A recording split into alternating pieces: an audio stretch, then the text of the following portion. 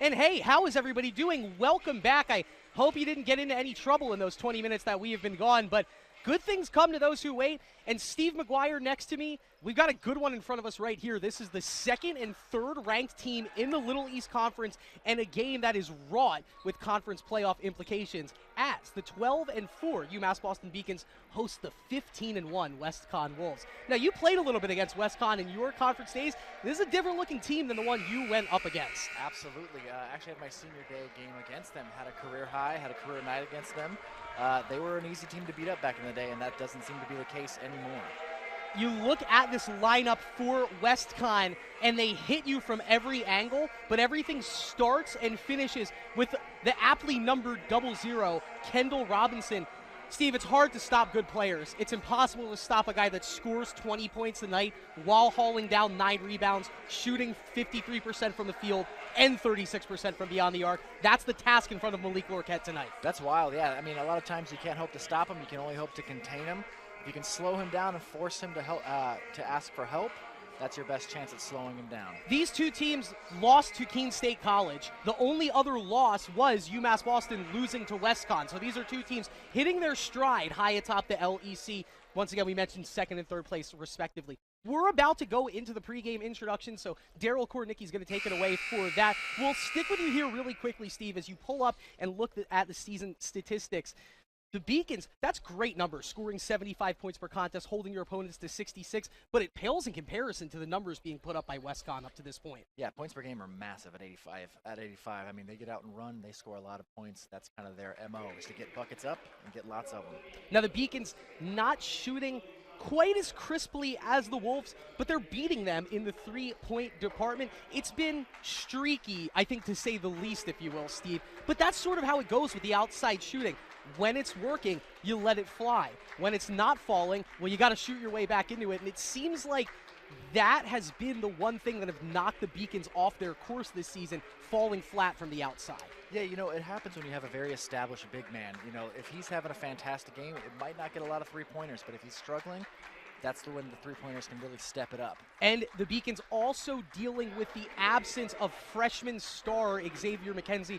I remember, Steve, when you got to get your first look at him against UMass Dartmouth and then again against Keene State College, it was evident the impact that he makes on the team.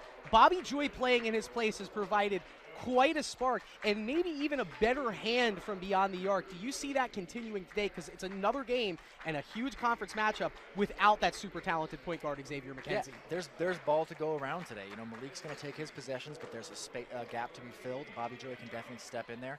And with a three-point shooting ability, he can spread the floor and give Malik some better looks on the inside. There we go.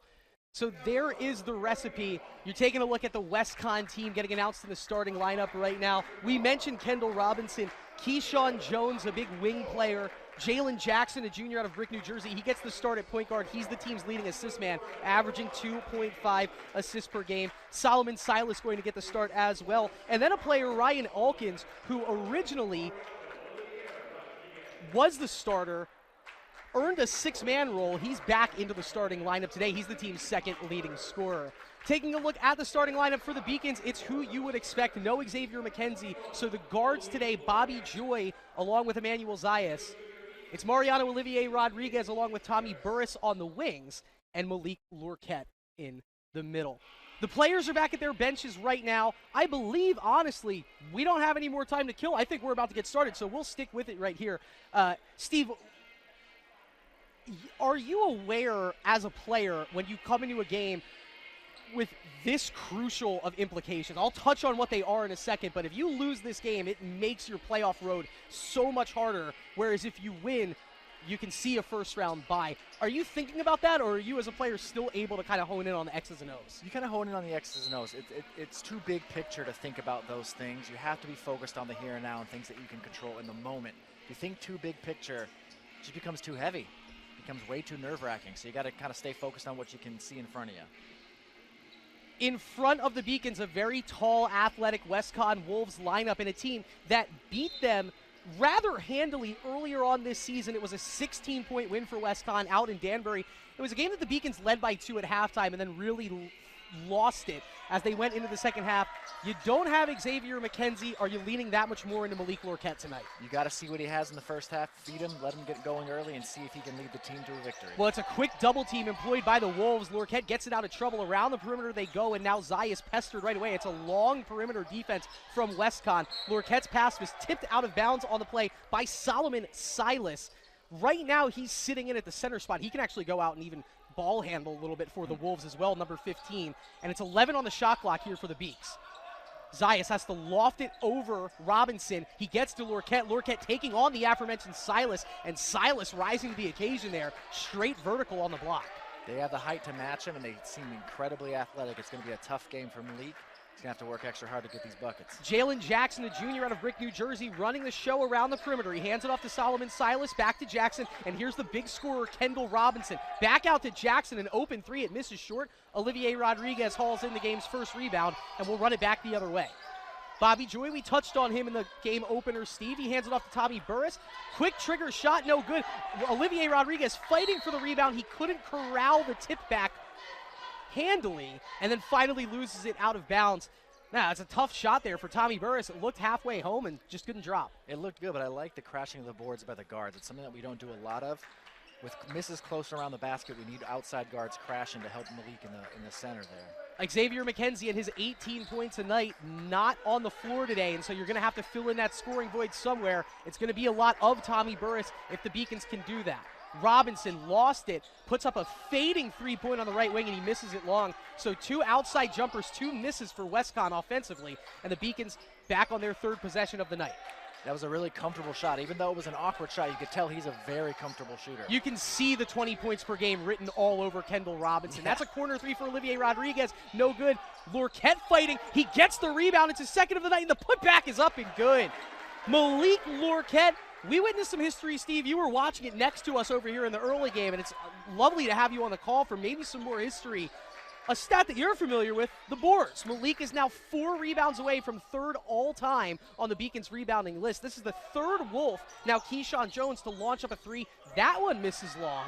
And if you're the Beacons, you'll take this. Now, we mentioned Westcon only shooting 29% from beyond the arc, and I'm not quite sure what Malik Lorquette was thinking there as he let that one get right back into Jalen Jackson.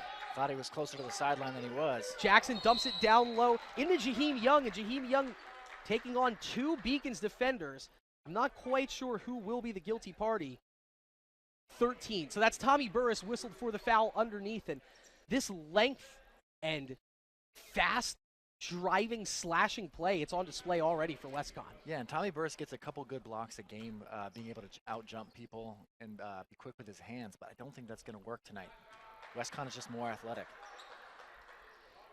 2 minutes and 13 seconds into the contest. I'm sure that Tommy Burris will probably keep the same assignments for a couple more minutes before they abandon shop there. But it will be interesting to see. It's a good point, Steve, where these gaps get filled in. Because even with Xavier McKenzie, this was a team playing a 7-man rotation. You effectively bring it down to 6 at this point, and everybody more or less has a set role. That opens up some gaps in what you do well, and so it will be interesting to see against such a great opponent. Well, let's see what the call is there. No held ball, no nothing. It's just going to be knocked out of bounds by Westcon, and Malik Lorquette, a little wry smile, sharing a word for the referee right there. He's got a target on his back with the season that he's had up to this point, and it looks like maybe the referees are aware of that. No easy calls coming for Malik Lorquette tonight. Yeah, you know Westcon's game plan is all about Malik. Burris' mid-range jumper. Once again, another good mid-range look for Tommy. That's where he wants to put it up from. He misses it short. We're still knotted at 2. Young looking inside to Silas. They clear it out. Around the perimeter they go. Jalen Jackson, left-handed drive, stops, picks it up, gets it down low. Great defense from Burris, just pestering the defense on the play. And you know what, Steve? That touched Malik Lorquette's foot last. That's why it's going to be out of bounds off the Beacons. They got everything right except the very last play. If you only wore size 12s, we'd be okay right now. Connor Walden, a up-and-coming freshman out of Marshfield, Massachusetts. He's seen his playing time increase these past couple of games, especially now with the absence of McKenzie. A 6'7 freshman. He's in for the Beaks right now, and a tough task with Jaheim Young across from him. Kendall Robinson facing a double team. He pulls it out. Jayshon Morgan in for the Wolves. That is not a shot clock violation. Well, yes, it was. So the referee on the far side of the play, he called it. And actually, correction, The Beacons are going to get out of this on top. That's a personal foul against Jay-Sean Robinson. We'll take that over a 24-second or 30-second clock. Kendall Robinson, my apologies. We definitely will. And so it's his first. One foul each way right now. It's crazy. We've already had 3 minutes of basketball in a 2-2 contest, and it's been sloppy, and there's another personal foul, and it's offensive against Mariano Olivier Rodriguez. Don't give it right back to him. Unfortunately, exactly what they did, and you can't have that in a game where you already know what you're going up against. This is a team that has beaten you by 16 points already, and you know what to look out for. The only other team they lost to was Keene State College, just like you. Every perimeter, I mean, it's not something that I need to tell you guys. Steve can tell it to you, but every possession that important, you just can't do that 5 seconds into a possession. They give you something, you got to capitalize. Driving in was Jay-Sean Morgan, his first attempt of the contest. He misses it long. Great feed from Bobby Joy down low to Lorquette. He lost control on the way up. He was able to regain possession, and it'll be 2 at the line coming up for the senior out of Sharon, Mass, Malik Lorquette. Definitely a slow start to the game, really filling each other out.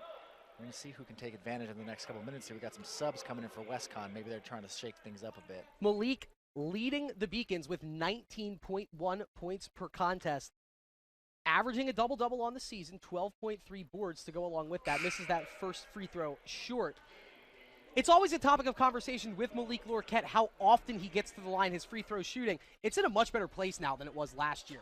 Flirting with the 49-50% mark all year, right now at 59%. You'll take that miss. You will really need to see a make here, and just, if nothing else, the principle of regaining the lead in this basketball game. And it's a great place to get your rhythm back, too. Have a second to feel the ball, take a couple deep breaths. Unfortunately, the rhythm not to be had on that shot as Malik misses short. And so we'll go back the other way, still knotted at 2 apiece. This is your first look at Jordan Brown. He hands a pass over to Ryan Alkins. That's the team's second leading scorer, and once again, not getting the start tonight, Steve. Number 12 coming off the bench. He scores 12 points per contest, so the Beacons are going to have to hone in on him. It's a Jordan Brown 3, and that is on the support. Oh, no. Now, we had this happen in the women's game up against the rim. This one's going to be more difficult, and I don't know if that mop has a long enough handle. It does not. So resetting the game real quick, because I have a feeling this it didn't take long at all. Manny Zayas. Give the ball to a point guard. He's a dimer right there, and he threads the needle on that pass to poke the ball free. 10 shots have been attempted from the floor, Steve. Wow. 1 has gone in. Both teams combined 1 of 10 right now. The Beacons 1 of 5. Look at that defense, and that's a foul from Jordan Brown. Tells the ref, come on, but we saw the contact he made on the backside of that play. Got to applaud the intensity, but not the execution. Yeah. Maybe it was all ball, but you did it from behind. Still going to be a foul. So we're still at 2-2. This nip and tuck basketball game continues. If you're just joining us, this is a huge game in terms of conference playoffs implications. The Beacons are third in the LEC with a 6-3 record. Burris gets trapped in the corner, but he's able to find Walden up and under. No! Lorquette, the tip in for 2 is good. And Malik Lorquette continues to climb the ladder. The rebound leading to the offense, and he is flirting with history already this afternoon, Steve McGuire. He just needs 2 more. Very, very close. And something the team has been missing is weak side cuts. That was all started by a freshman who cut to the basket, missed his layup, but Malik was there to clean it up. Tommy Burris almost forcing the steal. The ball gets back out to Alkins. Running right-handed jumper is no good. Brown underneath, and that's going to be a foul underneath on Tommy Burris. That will bring us to the media timeout, and so we've earned it. We'll take a quick break right here. 15:28 left to go in the first half. It's a low-scoring affair. The Beacons lead 4-2. More after this on the Beacon Broadcasting Network, brought to you by LittleEast.tv. Proportion to me is the lived experience of our Division III student athletes. They balance life from an academic perspective and the rigors of competing at a high level, bonding with teammates and building lifelong friendships. But they also are involved in their communities. They work jobs and internships and volunteer. They've learned to be resilient. Diverse experiences are setting them up for the future. Passion's love. Passion is love for what you do. Because I think when you face challenges, it comes down to how much you want it and how much you love it. Passion is what keeps you going forward. Seeing so many people that were like-minded and so hardworking in their sport and academics, being surrounded by like-minded people makes you want to be more passionate. I think it pushes you to a different level that maybe you didn't. And we'll rejoin it here live on the Beacon Broadcasting Network, brought to you by LittleEast.tv. I'm Chris Del Sordo, joined by Steve McGuire. Your Beacons looking to tighten up this LEC Conference playoff race. They are playing the number 2 seed right now, Western Connecticut. Here's the deal. If the Beacons win, they move to within a half game of WestCon. No tiebreaker, it's even, so you'll have to see how the season progresses, but it would bring them to within a half a game. If they lose, they would stay the 3 seed, but Steve, they would drop all the way to 2.5 games behind WestCon and 3 full games behind Keene State, which would make the premise of a first-round bye almost impossible. Yeah, that's pretty much out of contention, so you have to stay competitive with them. Hope WestCon can lose again to Keene State next time they play. Beat them tonight. 2 big misses at the free throw line from Ryan Alkins. And WestCon just 2 of 6 from the line in the early going here. Joy, no look, over to Lorquette, through the lane, and he lays it in for 2. Beautiful finger roll there for Lorquette. I thought he might have overshot the hoop, but no, pretty finish, a deft touch for number 24, and he leads all scorers in this contest with 4. The press is really intense, but as soon as you beat it, they have no chance at recovery. It's really good stuff. Put up shot for Alkins. I mentioned, Steve, that's the team's second leading scorer. The basket is good, but Mariano Olivier Rodriguez took a huge shot, and it happened right in front of the referee. He might be bleeding from the nose here. As long as he's not, he can stay in the contest, and he's going to fight this one off. That's a tough player in his senior year from Somerville, Mariano Olivier Rodriguez, but got to just kudos to the referee there for stopping that play when it needed to and make sure Mariano was okay. And my apologies, Malik already with all 6. Corner 3 is good. Olivier Rodriguez, you saw him, Steve. He reaches for his tooth after that made 3, but he was able to put the pain away for a second and knock that one down. You poked the bear. He's mad now. Olivier Rodriguez, 29% from the three-point line. That was his 29th made 3 ball on the season. And he'll try it again. It's tipped. Lorquette couldn't haul it in. Great play in transition now from Jay Sean, and he lays it in for 2. Does Jay Sean Morgan. That's a true freshman out of Poughkeepsie, New York, and nothing else was working for the Wolves. They're making some hay right now in this full court press, but Walden open for 3, and down it goes! Connor Walden, the true freshman, letting it rip from the right wing. He hits. Stevie averages just 0.5 points per contest. That's his second collegiate 3, and it's a huge 3 to make. Yeah, if you look at him, you know he's got goosebumps. He's smiling. It's such a good feeling to hit your first 3-pointer. Manning up on Joe Brown deep in the left corner. This is the deep bench getting employed by WestCon. Jaden Carr drives in. Brown gets cut off, and he traveled along the baseline. Jordan Brown has had the ball in his hands quite a bit, and he's committed a bad foul and now a bad turnover. And we see Solomon Silas and Keyshawn Jones back onto the floor. Alkins, who scored 2 points, being out there in his 1 minute of play, coming back off. And Steve, we're going to have our work cut out for us keeping up with this WestCon bench tonight. I'm glad you're the play-by-play, trying to figure out the names as they come in. I gotcha.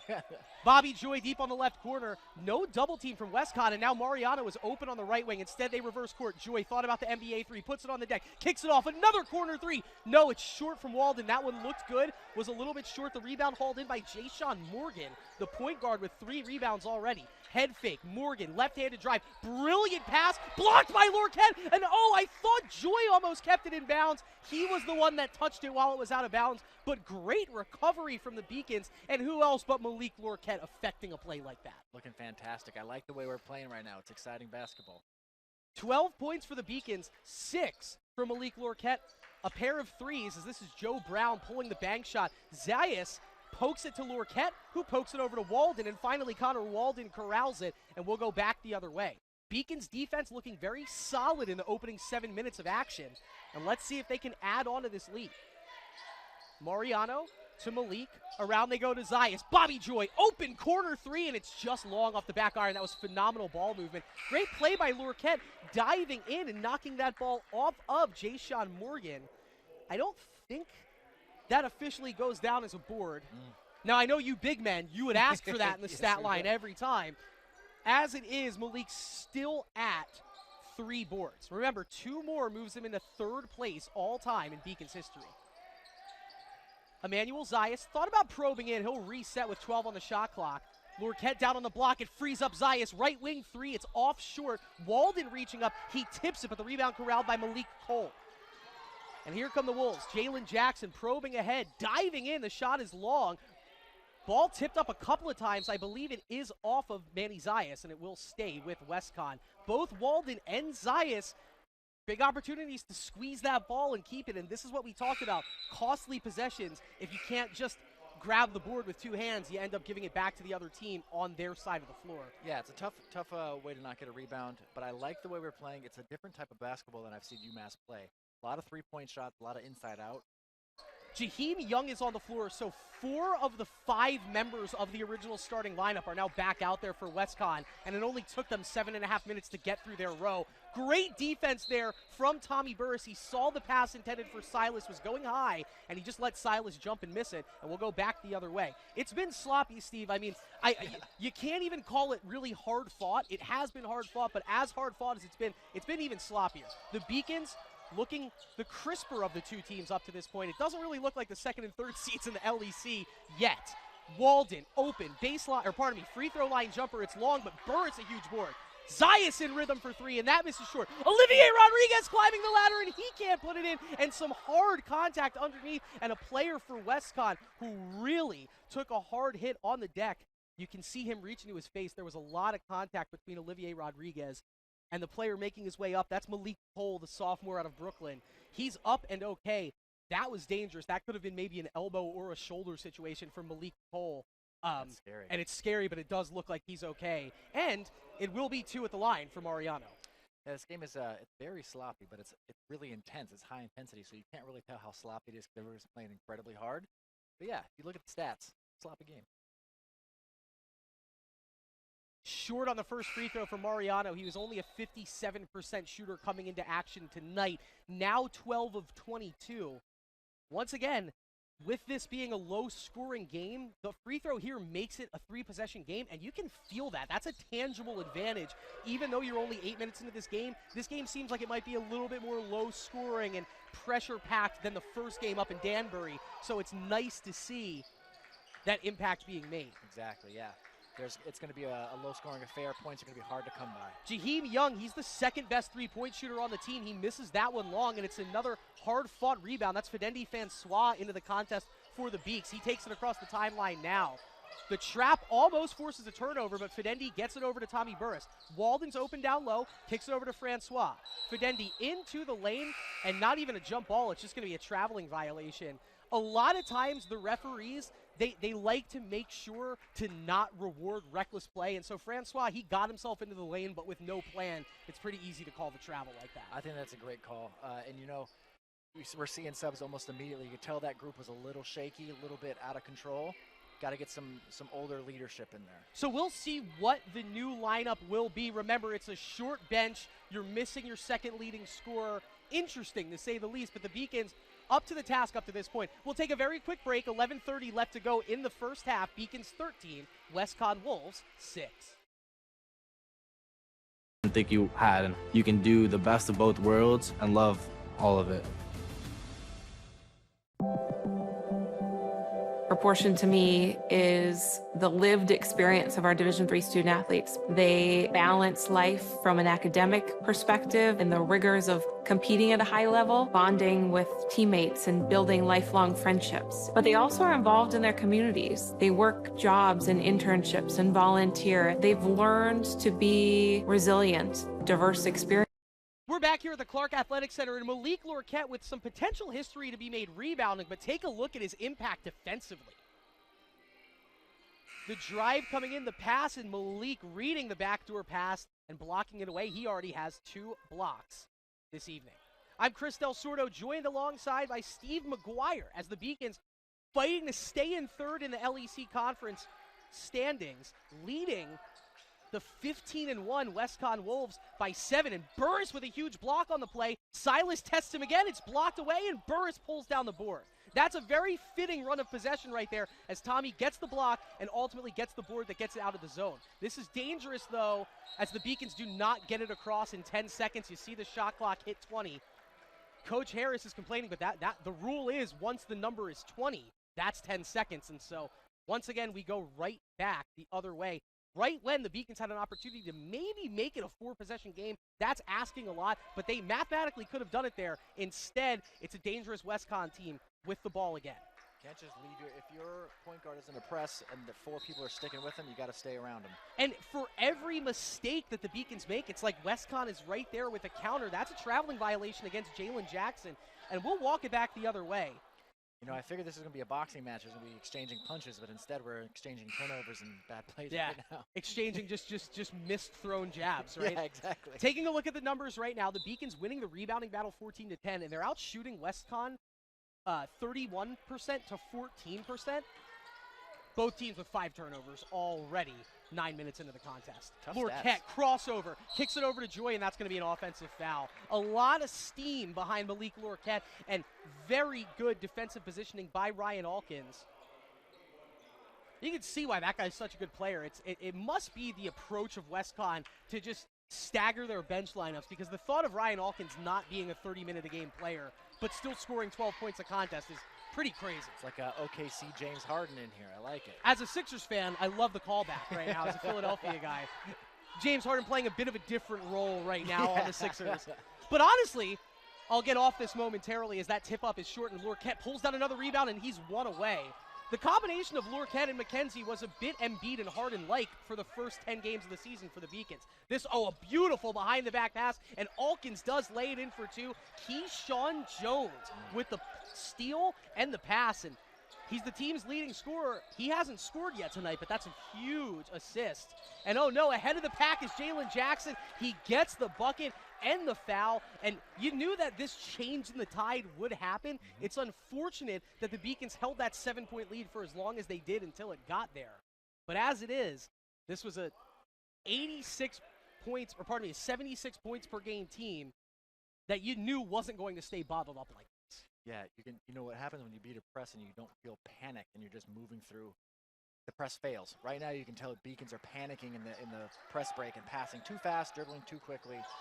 Got to stay calm. It's almost a full court trap right now. They drop it back to the half court line, does WestCon, but you can see Emmanuel Zayas, the lead ball handler, getting flustered a little bit, but he's open on the right wing. He puts it back on the deck, left-handed dribble, getting fronted by Malik Cole. Cole looks to be up and okay after a scary fall earlier. Olivier Rodriguez deep in the corner. This is a swarming Wolves defense, and it's another turnover forced by Cole. Up ahead now, it's Jones, Keyshawn Jones. In the corner, it's a Jaheim Young. No, he dishes it out to Jalen Jackson. Dribble drive, he feels the contact. And 2 more free throws coming up for Jalen Jackson, the junior out of Brick, New Jersey. He's had his hands on the ball quite a bit. And it's a tale of 2 timeouts, basically. That media timeout, once WestCon came back onto the hardwood, completely different team, and everything getting drawn up right now by Coach Guy Rancourt. Working well. Yeah, it's working really well. And Beacons, if there's a trap defense going on, the weak side can't watch your teammate get trapped. What's happening is the trap's happening here, and the next available pass is cut off. The guy on the far side has to do something to give his point guard an option to pass. That was the 6th free throw shot by WestCon here in the first half. This will be free throw number 7. And WestCon with a chance to get back into the contest here, and they do tie it up. And so the free throw line doing it. UMass Boston 1 of 2 from the stripe. WestCon 5 of 7, and that's how we're tied at 13 apiece. That full court trap back to a full court trap, and it's Joy having to get around the press. They get it over the midcourt logo, but immediately Olivier Rodriguez pestered. Burris to Lorquette. That'll do, but he's blocked on the play by... Is that Carr? No, it's Jaheim Young. Young and Carr were around the play. Now Young drives it. He gets the ball stripped from him by Zayas, but it goes right back to him, and it's a Morgan 3 that's long off the back iron. Olivier Rodriguez pulls it down, and it's knocked out of bounds finally by Morgan. That was a wild run of play, and the Beacons, Steve, a little lucky to get out of there with no points surrender. Yeah, they almost turned it over after all that hard work, so... It's sloppy and it's getting panicky with the press. We got to calm down, take a deep breath. Great timeout by Coach Harris. Yeah, Coach Harris is going to take the timeout and talk it over with the boys. It's just a 30-second timeout, so we'll keep it with you here. The score is tied 13-13. None of us expected it to be a game of this tenor. These are 2 very skilled teams, if you will. teams that are executing pick and rolls and executing three-man hammers. And instead today, we are just watching two teams run up and down a basketball court, and wherever a basket is there to be had, they're taking the opportunities, but most of these points, especially for WestCon, are just coming out of hustle, playing harder, and making their free throws. Nothing like what we expected coming into this game tonight.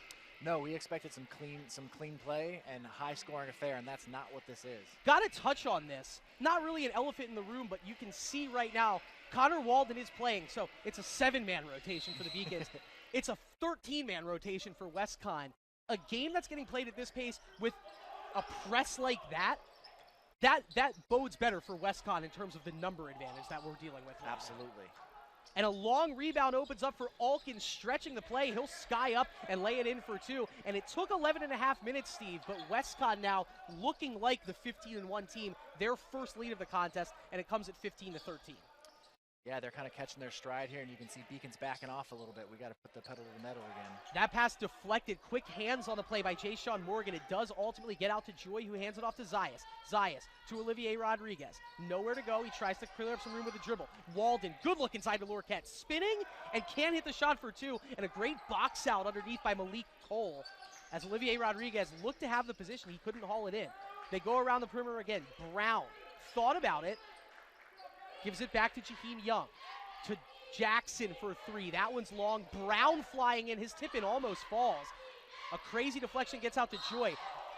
Not a smart pass. I gotta hand it to Bobby Joy. You're doing everything you can to try and break this press, but that's a 5'7" point guard in Emmanuel Zayas that admittedly just got hung out to dry there. He takes some contact in an uncomfortable location, and so we're gonna give Manny a minute to catch his breath. 7:51 left to go on the clock, and we'll get to our media timeout anyway. WestCon just took the lead. It's Wolves 15, Beacons 13. We'll be back right after this on the Beacon Broadcasting Network. Experiences are setting them up for the future. Passion's love. The 5-campus UMass system is the university that educates the workforce of Massachusetts. We recognize that we are truly here for a reason, and that recognition inspires us and drives us every single day. Responsibility is being accountable for your words and actions, first and foremost. It also is an obligation to be a positive influence in the communities around you. Being in a D3 program, you're going to have lots of different opportunities. You're not just an athlete, you're also involved in student life. Your academics are extremely important. We give a lot of our student athletes responsibilities right from the start by giving them leadership opportunities, by having them engage in the community, be a positive influence. That's being a responsible person.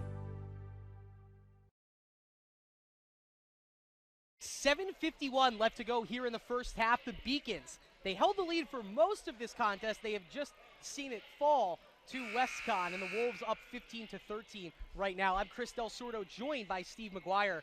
And Steve, looking at the numbers here for the Beacons, Malik Lorquette leading the way with 6 points. You anticipated that. For WestCon, they have a 20-point scorer in Kendall Robinson who is yet to score. He has 1 assist. But their bench man, Ryan Alkins, 3 for 3 for 6 points, leading the way for the Wolves. You know, the bench man gets a chance to watch the game unfold a little bit, see where he can fit in. It's kind of fun coming off the bench instead of starting. Less pressure. That's a traveling violation on Zayas, as once again, it's the fresh legs off the bench. Jaden Carr played for about 2 minutes in the middle of the first half, back on the bench, and immediately comes back onto the hardwood and forces the turnover.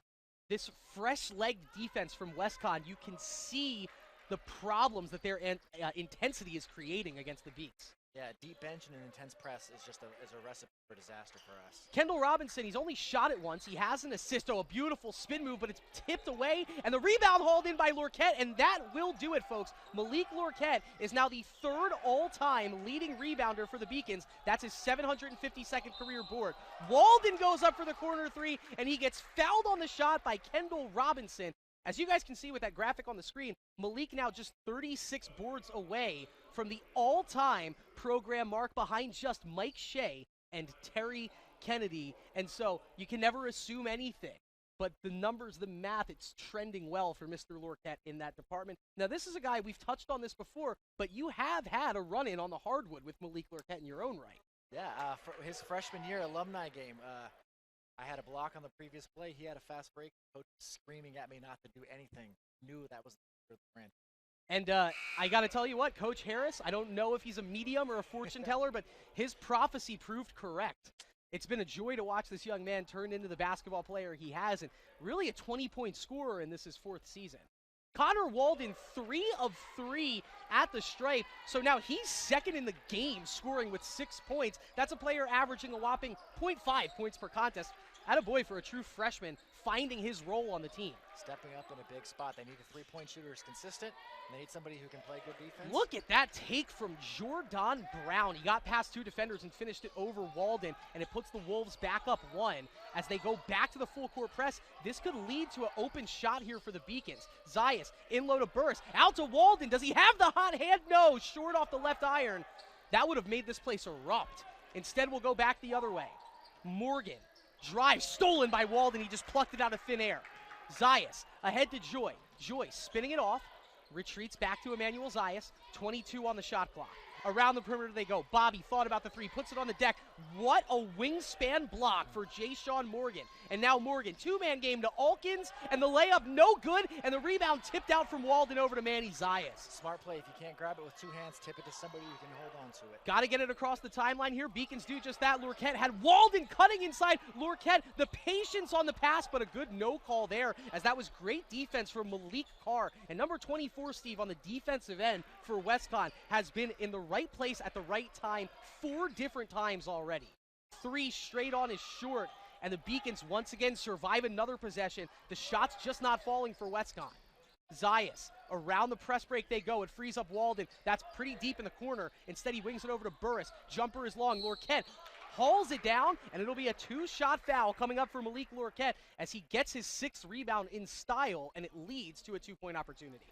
Nice. We got the freshman out there not afraid to shoot. I really like it, and they're going to fall eventually. You can tell he has the confidence, and he's getting some looks tonight. This is a good game to get your 3-point going for the rest of the year. So Connor Walden, 1 of 4 from beyond the arc right now. Not mad at it because they've all been open shots. Is that a byproduct of, honestly, having sat on the bench during basketball games for so long to, once you're finally out there, it's, well, I might as well shoot in my time on the court? My first career 3-pointer was probably 4 steps behind the 3-point line. I got in with about 30 seconds left, and I said, you know what, wherever I catch it, I'm shooting. Did it.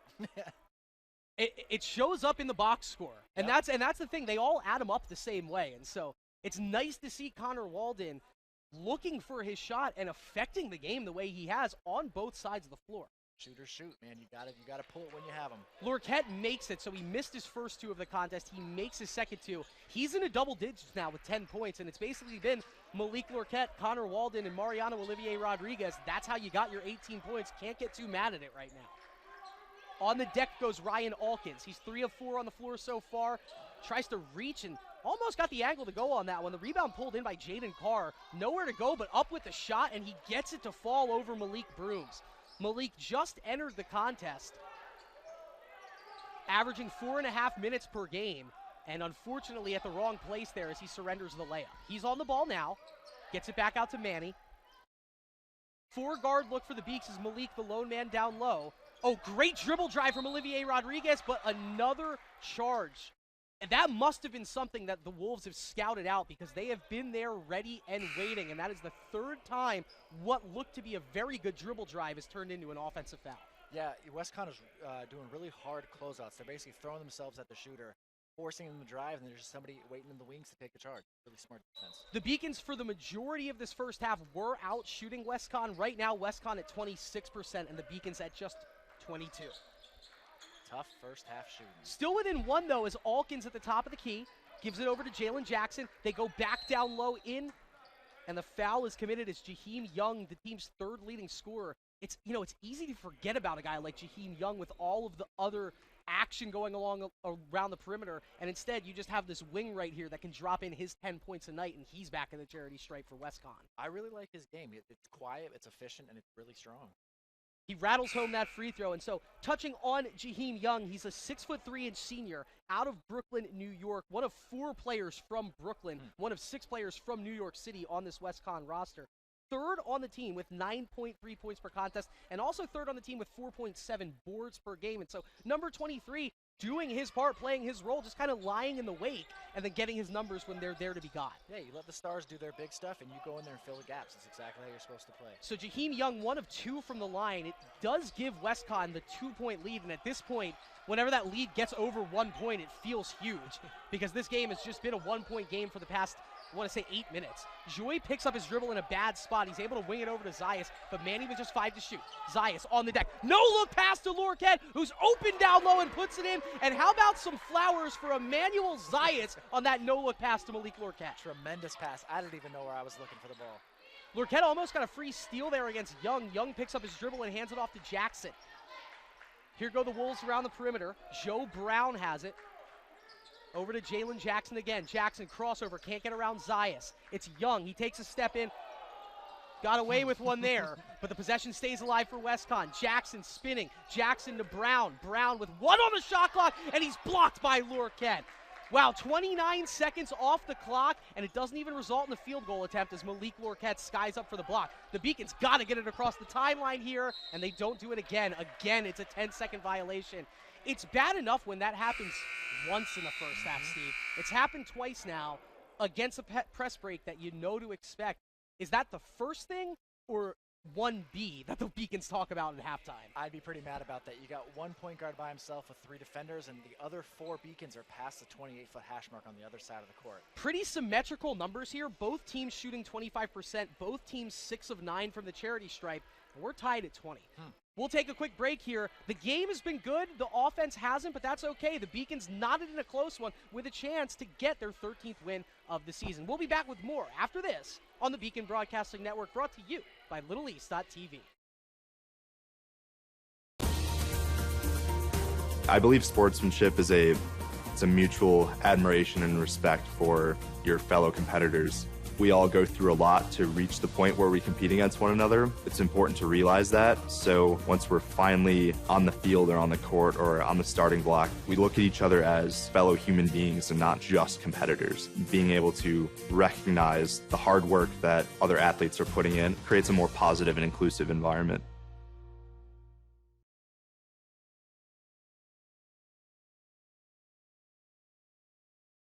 Chris Del Sordo, Steve McGuire on the call, 3:35 left to go. This is a huge game with conference implications for both teams. WestCon 15-1, but they have lost once in conference to Keene State. The Beacons 13-5, 6-3 in the conference. Still very capable of overtaking WestCon in the conference standings, but they need the win tonight. They're locked in a tight one right now.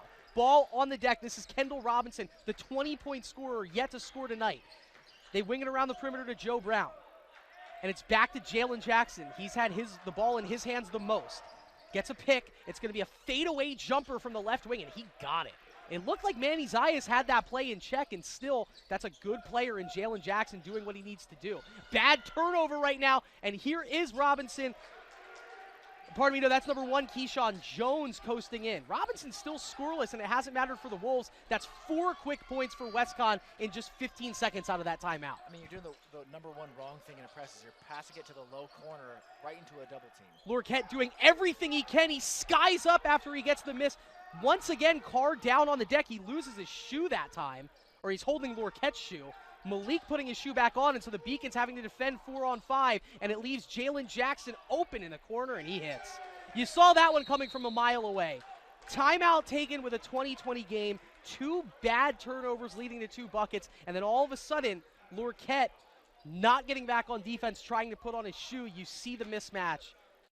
This felt like what the Beacons would have to deal with against the Wolves. It's just disheartening to see it come at this point in the contest when it looked like they did have everything figured out through the first half. Yeah, going into halftime on a downbeat is not what we want. That's a tough play. I mean, Malik loses his shoes. He gets tripped. A wide open shot is going to happen. We were hoping they missed it. But, you know, you're down 7. You got to try to turn it around and make this first half a win. Since we came out of that commercial break, the Beacons 0 of 1 from the floor and 3 turnovers. WestCon 3 of 3 from the floor. That's honestly, we might look back at this timeout at 2:30 and the minute that just was and point directly to that. Yep. Now, being fair of the situation for everybody tuning in, no Xavier McKenzie and 2 true freshmen getting thrust into like the bulk of their collegiate action tonight. And for the most of the first half, it was the Beacons not controlling the game, but at least controlling the lead. All of a sudden, the situation has kind of cleared itself into what the Beacons are up against, and it's pretty scary. And this press is daunting. I mean, you can see it right there. Zayas doing everything he can to try and save that one and keep it alive, but not to be done. And there's only so much practicing you can do to beat a crazy good press. Yeah, I mean, the press in practice is never as hard as the press you're playing against in a game. And you can tell that they're flustered. They're kind of arguing amongst themselves. This is not going well. Looks like Walden wanted to check into the contest, and I'm not sure the referee if that was an inadvertent whistle. All right, so they're letting Connor Walden come in. So resetting the floor right now for the Beacons is the true freshman Connor Walden, the sophomore Emmanuel Zayas, and the trio of seniors in Lorquette, Joy, and Burris out on the floor for the Beaks right now. Probably not the five that you ever thought you'd see playing together, at least coming into the season, but right now it looks to be a capable lineup at the hands of this just gnawing press from WestConn. That's the guard, Jordan Brown, crashing in and getting the rebound, and another possession continues for the Wolves. Brown swings it over to Young. Just talked about Shaheem Young and how he's such a quiet contributor. He puts it on the deck, cut off by Lorquette. They go back out to Jalen Jackson. It's a left wing three. He just hit one from there. 8th rebound of the night hauled in by Lorquette, but he throws it away. There's that full court defense. No look pass to Young, and he got it and one. And Keyshawn Jones, with the high intensity defensive pressure, is about to give WestConn a 10-0 run in the past minute 15. We're handling the pressure so poorly. You can tell anybody who gets a rebound or gets the ball in their hand is trying to get it out of their hand as quickly as possible. Best way to do in that situation is just a ball fake. They're so aggressive on defense. Fake it, pass it somewhere else. You'll be all right. A rare miss out of Jaheim Young on the 1-and-1, and so that's a huge play from Connor Walden. The ball again tipped and again turned over. It's Robinson making it happen. He misses the three long, but Brown skies up and gets his 3rd rebound of the first half.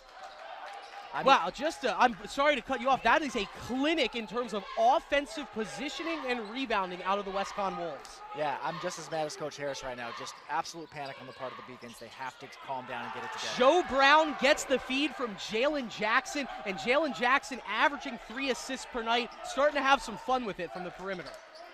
And again, the support just doesn't look to be there to get this ball across the timeline in time. Joy gets it across with 2 seconds to spare. We're down to the last minute, and that's going to be a foul against WestConn, and it will send Bobby Joy, a very capable free throw shooter, to the line for 1-and-1. Almost surprising, Steve, to think about how intense and not reachy, but just strong the on-ball defense has been from WestConn, that they have only committed 8 fouls. But it's legitimate. It's been just a hard-fought first half, and that's great coaching from Coach Rancourt that they've been able to apply basically 19 minutes straight of a full-court press and just now finding some foul trouble. You know, that's why he cycles through players. He has fresh legs. You know, in the beginning he was subbing so much because he needed players on the floor to figure out who was going to do the work, and he figured it out. Joy hits the free throw. It brings the Beacons back to within 10, the score 31-21.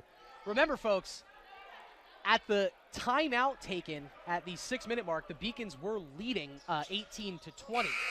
And so right now it's still a 13-2 run that WestConn is enjoying right now. You'll take those 2 points to just put a little tourniquet on this bleeding. But you got a minute left, and you really cannot, if you're the Beacons, cannot afford any more points out of the Wolves. Yeah, you got to end this on a high note. We got a minute left. Try and do something good to go in on some momentum. The Beacons shooting just 6 of 26 from the floor, 2 of 10 from beyond the arc, and Brownie just hit a layup. That 3 ball goes long off the back support, and that's a timely turnover as the ball goes back to the Beacons. Carson Mezawar seeing his first action of the contest. So Carson Mezawar, Connor Walden, Tommy Burris, Emmanuel Zayas, and Malik Lorquette trying to break this press. Mezawar loses it. Brown takes a spill. That ball being touched by everybody. The Beacons didn't need to touch it. Zayas didn't know that. It will go out off the Beacons and stay with WestConn underneath. How tough are scrambles like that?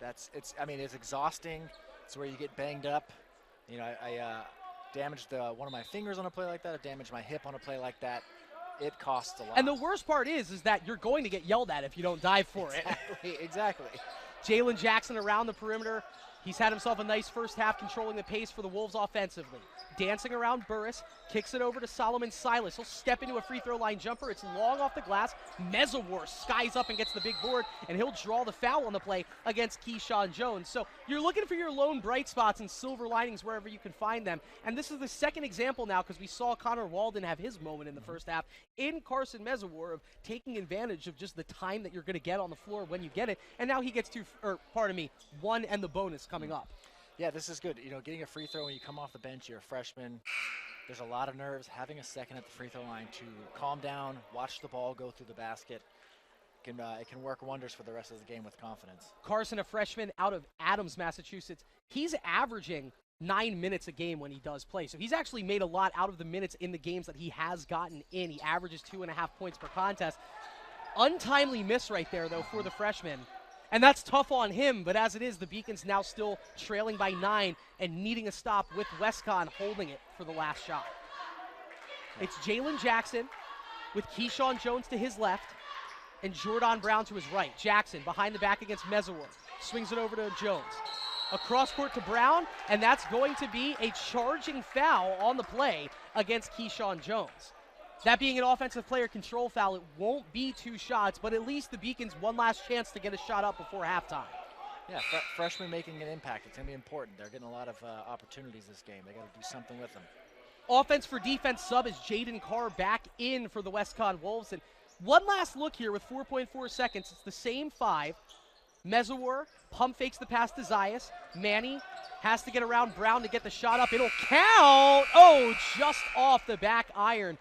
And I don't want to be too trite, but that was one of the best looks that the Beacons got in the last 5 or so minutes of that first half. Well, a lot to talk about, and we'll have a special guest this halftime as well. But for the time being, we'll catch our breath and compile some halftime numbers for you. It's halftime inside the Clark Athletic Center. The Westcon Wolves leading your UMass Boston Beacons 31-22.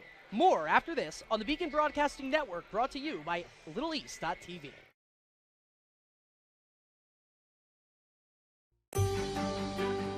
Comprehensive learning is being able to adapt to experiences and apply the things that I learned.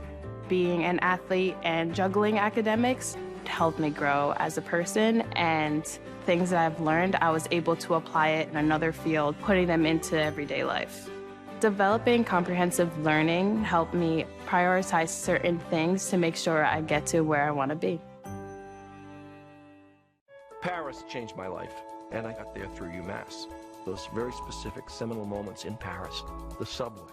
A man in a tuxedo walked in, and a woman in a long gown, and it was stunning. It all hit me. It was like a lightning bolt. There was this world of beauty and style that I wanted to be a part of. That was the beginning of the journey. And that all came through the University of Massachusetts. And that was really a key moment for me. That's one of those moments you never forget. Celebrate the soggy shoes and the slow starts. Celebrate the lessons learned along the way.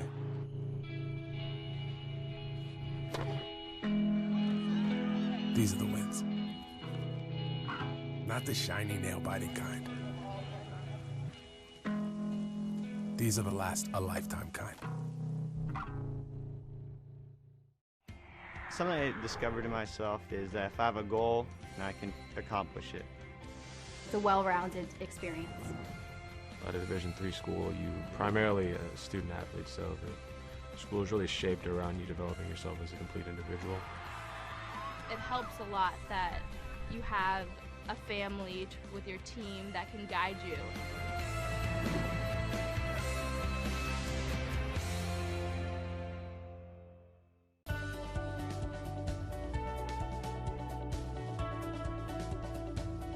I just wanted to get good grades and to do well. But it also made me realize that I have a lot of career goals. You're there to get a full college experience, not only participate in your sport, but participate in things outside of that. And it's all about growing as a person. My coaches have helped me with figuring out who I really am. Their lives are dedicated for us to succeed.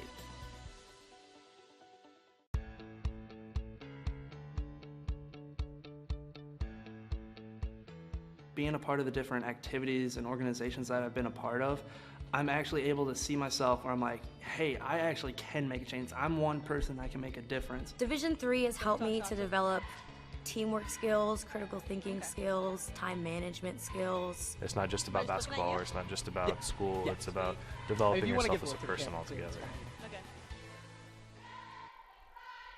All right, we are joined with the woman of the hour who just completed a very solid come-from-behind win and helped her team get their 11th win of the season. But let's talk about the individual accomplishment. Meg Dixon, thanks so much for joining us. 1,000 points, now 1,001 career points. Yeah. It took a long time to get there. It did, yeah, So it took let's a while. let's talk about that journey and like how difficult it was for you and how nice it must feel to get that vindication of 1,000 career points at the end of the road. Yeah, it's nice to have 1,000 points after the career I've had. I think with all the injuries and setbacks I've had in my career here, it's nice to just get it and be done, and now I can just focus on winning these next few games. So you have this really tough stretch in front of you now. You guys just got a huge win.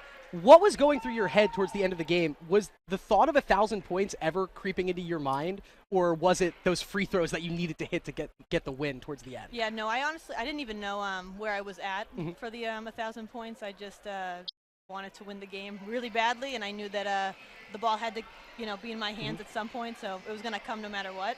I was just focused on winning the game. Did you ever thought it would come in the form of a free throw? You being a prolific free throw shooter, I don't want to call it what it is. Yeah. You're one of the best. Did you ever see that opportunity to just gather yourself and take a breath at the line being how you would get 1,000 points? Yeah, I figured it was either going to be a free throw because I'm on the line a lot, or it was going to be a three. It was going to be one of the two, so I'm glad it was a free throw because I could, really think about it and be and cherish the moment. So it was nice. I also want to ask you, you touched on, the curves, the ebbs and flows in your career and whatnot. You've done it with a bunch of different girls. I mean, we could talk, there's probably 30 different girls that you've played alongside on the Beacons. And this is a very new kind of crop of girls. There's a lot of youngsters out there. You had great games out of Sabela and Tatiana. What's it like for you getting to play with and kind of be a part of all of these different athletes' lives and have that many different girls alongside with you to help you get to that journey? It's nice. It's nice to, because these are lifelong friends. I feel like people don't realize that,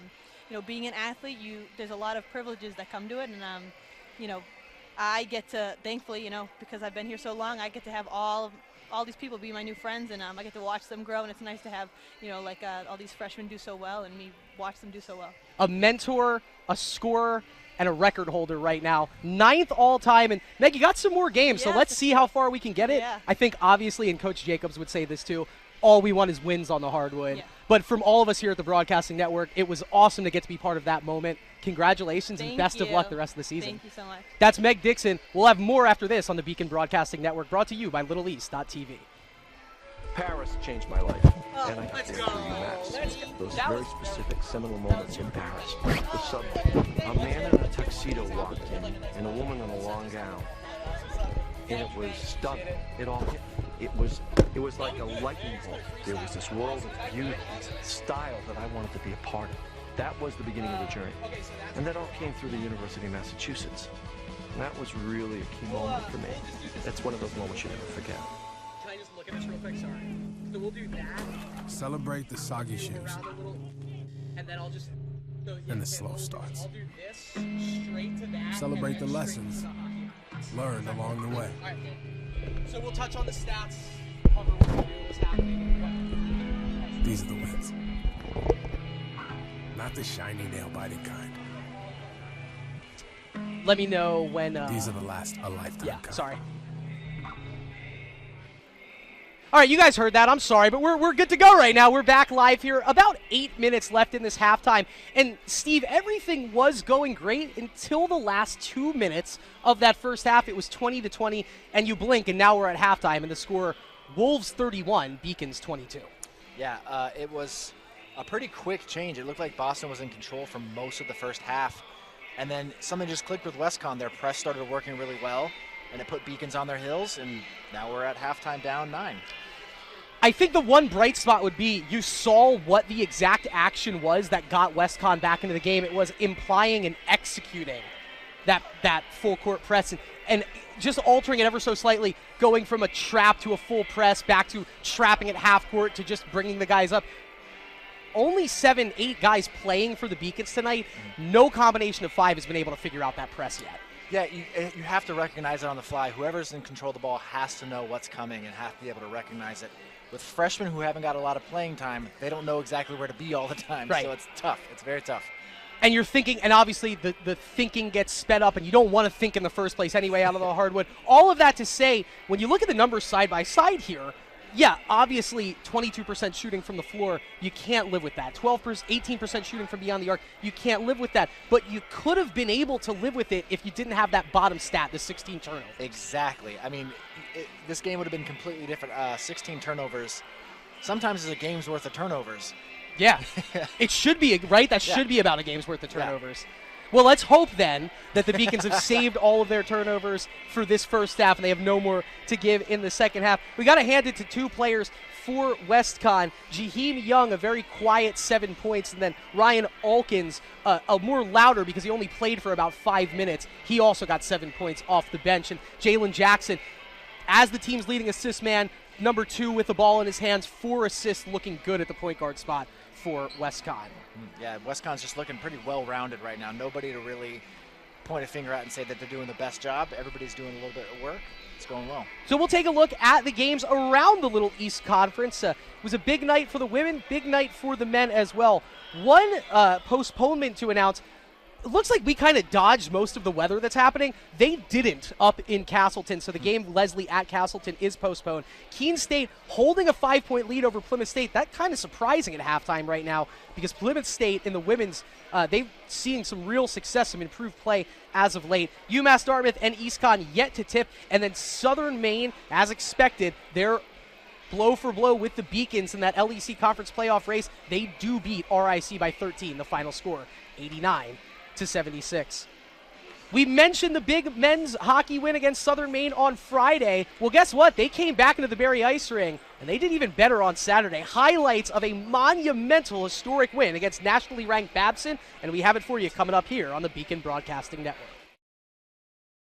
Men's ice hockey playing host to Babson College, ranked 12th in the nation coming this game. The Beacons fell earlier this year to the Beavers 5-2 on the road, and they'd be off and running early, firing on all cylinders against Noah Hildebrand and Nat Corey Clifton with an early shot there. And then Darius Bell, the transfer from Milwaukee School of Engineering, just making his second start in a Beacon uniform, had some big saves in this one as the Beacon offense looked to get something going in the first period, and they would eventually as Jazz Kripsoff, his 4th goal of the season. You see a deflection there by the Beacon defense. Jacob Banks is going to pick up the puck. He's going to fire on Hildebrand, and then it's redirected over to the stick of Kripsoff, who nets his 4th of the season. The Beacons in front 1-0 just over 10 minutes in. We head to the second period. Darius Bell once again coming up with a big save against Max Torres.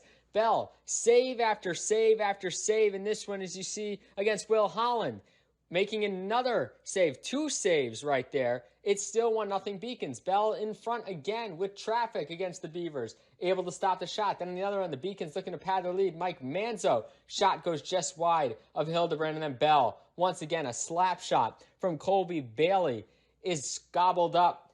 Coley Bankowskis gets his first goal of the season. Ty Matthews squirted up the side of the boards and is able to find Bankowskis after his shot squirts off of Hildebrand's pads, and the Beacons in front 2-0, and Bankowskis would look to add more in the third period with the scoring chance there, but then Darius Bell, the third period was all his.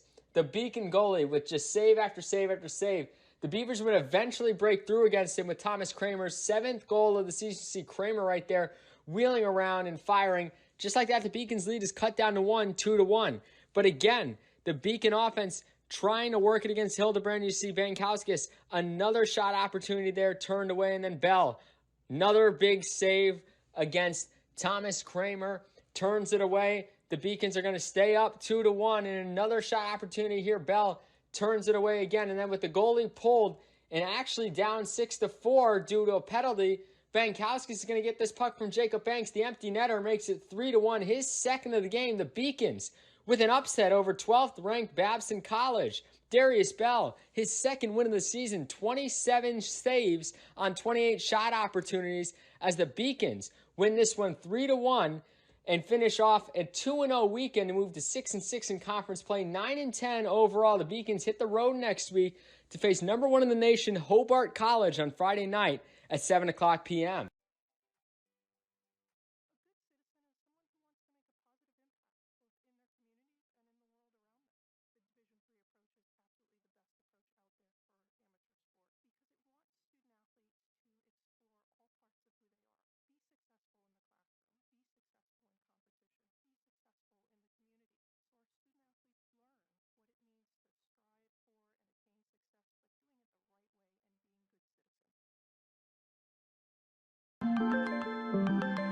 Proportion to me is the lived experience of our Division III student athletes. They balance life from an academic perspective and the rigors of competing at a high level, bonding with teammates and building lifelong friendships. But they also are involved in their communities. They work jobs and internships and volunteer. They've learned to be resilient. Diverse experiences are setting them up for the future. Passion's love. Passion is love for what you do. Because I think when you face challenges, it comes down to how much you want it and how much you love it. Passion is what keeps you going forward. Seeing so many people that were like-minded and so hardworking in their sport and academics, being surrounded by like-minded people makes you want to be more passionate. I think it pushes you to a different level that maybe you didn't think you had. And you can do the best of both worlds and love all of it. Proportion to me is the lived experience of our Division III student athletes. They balance life from an academic perspective and the rigors of competing at a high level, bonding with teammates and building lifelong friendships. But they also are involved in their communities. They work jobs and internships and volunteer. They've learned to be resilient. Diverse experiences are setting them up for the future. Passion's love. Well, welcome back. We rejoin the action high atop the Clark Athletic Center Gymnasium.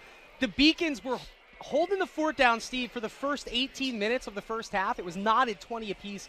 That last 2 minutes has pushed the WestConn Wolves up by 9. The score 31-22. There was a lot that the Beacons needed to talk about in the locker room. What was the first, if you were coaching this team right now, what's the first thing that you would have gotten in there and gotten into them about? Press break. It changed the whole pace of the game. We were really successful beating the press and then slowing down and actually having a half-court offense. We lost that completely towards the end of the first half. Back underway here, and the ball in the hands of Jalen Jackson. He had 4 assists in the first half, did the junior. Looks down low to a cutting Kendall Robinson, whose quiet night continues. It's been not at all to the detriment of the Western Connecticut Wolves, but Robinson has only played 4 minutes in this game, Steve, and he's still scoreless on 2 shots.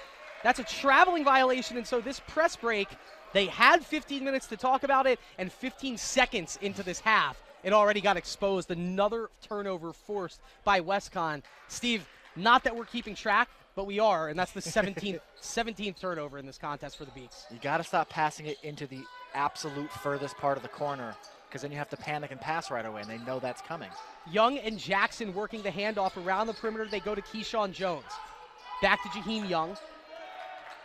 And Jones stopping at the elbow, looking down low for Solomon Silas, spinning around Lorquette. Do not count the basket. He traveled. That's a great job of staying home and holding down the fort for Malik. Yeah, use that elbow to try and clear some space and realized he still had a long way to get to the basket. Jalen Jackson, 10 points to go along with 4 assists. Ryan Alkins and Jaheim Young following him up with 6 points apiece. That pass gets to Joy, trying to lead it to Burris. They had Lorquette leaking. Instead, it's a Bobby Joy 3, and he got it on the right wing. That is a huge tray ball for Bobby Joy. Not the best press break, but it worked, and a three-point transition is just perfect. We love those. Bobby Joy, that's a player that if you can get him finding his stroke, get him hot, then you want to start feeding it to him. You saw that in that big win on the road at Castleton. Robinson picks up a dribble. They go around the perimeter to Jackson. He's the game's one of 2 double-digit scorers, and he adds to that total. 12 points now for Jalen Jackson, the junior out of Brick, New Jersey. Just a new angle every time he touches the ball. He only plays 21 minutes a contest. He averages 8.3 a night. He already has 12. They get through the press break again along the left sideline. It frees up some room to the right. Bobby Joy from that same spot picks it up, kicks it back out to Manny. Manny probing dribble drive. Mariano keeps it from going out of bounds. That's an NBA three. Got it! Bobby Joy, I told you, get him hot, heat him up. He wasted no time pulling, and it's a quick 6-0 run for the Beats. He wanted that first one so bad, and it sucks when you want to do a heat check and it gets taken away from you, but he found another shot for it, nailed it. That's a traveling violation against Keyshawn Jones, and so maybe the shooting of Bobby Joy just creeping into the minds of WestConn ever so slightly. You have the cheerleaders making some noise. This crowd is filled in rather nicely. It's an impact right now on this basketball contest, and you want every factor affecting the success against WestConn. The Beaks fighting hard to get back into this game. Got to let them know that press is not going to affect us. That was a foul. Yes, Malik Lurquette fouled on the floor. I believe it's not going to be 2 shots, but that's a great look just to get it into some crowded territory. And it's a long count across a half to get to that 7 foul mark and actually get your free throws. If you can steal one just like that right there, you'll take it. They almost lose it on the inbound pass, but a great pass finds Zayas open in the left corner. Or pardon me, the right corner. It goes out to Joy, back to Mariano, and now back to Manny Zayas on the right wing. Lurquette fronts the screen. There's just 5 to shoot, but it clears up some room for Zayas. He kicks it over to Mariano. That's a tough 3 at the buzzer. No, Burris climbs the ladder on the rebound, and they'll reset fresh 20 on the shot clock for the Beaks. How many times can the ball go halfway home? It rattles home that time, and the Beacons are 3 of 4 from beyond the arc here in this in the start of the second half. 9-0 run, they're back to within 2. Robinson, no, it's long. It's tipped out of bounds by Silas, and we'll go back the other way. UMass Boston still rushing a little bit on offense, but WestConn is not getting the steals. They're not getting their hands on the ball, so we're getting good shots. Way to knock them down. Keyshawn Jones, 0 of 4 from the floor now. He averages 7 points per game. Had an open look there. That would have been huge for WestConn. Now the Beacons across the timeline with the ball in the hands of Malik Lurquette. He bounces it to Mariano. No, but Malik gets his own rebound and tips it off of Robinson, and Malik touched it while he was going out of bounds. The hustle was there, and I got to say, you got to hold on to that basketball if you're Malik. I want to give the superlatives where I can. He made the mistake first before he almost made it right. Yeah, you got to just slow down a little bit. I know it's a fast break, but it doesn't mean you got to play that fast. Laundry list of turnovers now. The 5 starters all with either 2 or 3. That's 13 combined across the starting 5. Left wing 3 misses everything. Burris is right there for the board. And so once again, the Beacons can tie or take the lead here. Manuel Zayas, one of the aforementioned players, he has 2 turnovers and 3 points. So just want to stay above in terms of that ratio. He gets the screen from Burris. Right to left on the dribble. Back to the top of the key to Mariano. Around the perimeter they go to Bobby. Joy with 10 to shoot. Picked up his dribble at a dangerous spot, but it frees up a Burris 3 for the lead, and he got it! Tommy Burris taking his time, getting to his spot. No rush shots. He's only taken 3, but he's made that one, and the Beacons back up. Foul on the floor going to go against Tommy Burris, but I don't think that does anything to take away any of this momentum right now. It's all Beaks, Steve. They let up at the first bucket of the half and are running 14-12 right now against WestConn. We like what we're seeing. This is the type of game that's going to take Malik out of it because they're really crowding the inside, but there's a lot of 3-point opportunities. We're knocking them down right now. It's great. Jaheim Young lining up the 3 and letting it rip, and we talked about him. He's easy to lose with all of the other impactful players, and just like that, he gets a steal on the inbound, passes it down low to Keyshawn Jones, and there it goes. The press break causing havoc yet again, but Burris, he caught that one like a wide receiver in stride across the midfield logo.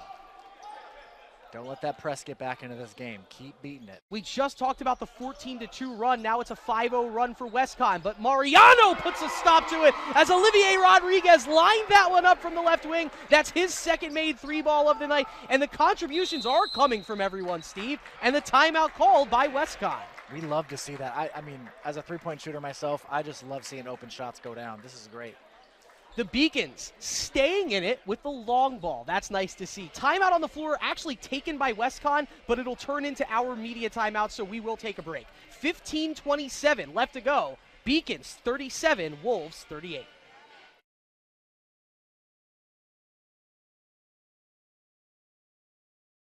The 5-campus UMass system is the university that educates the workforce of Massachusetts.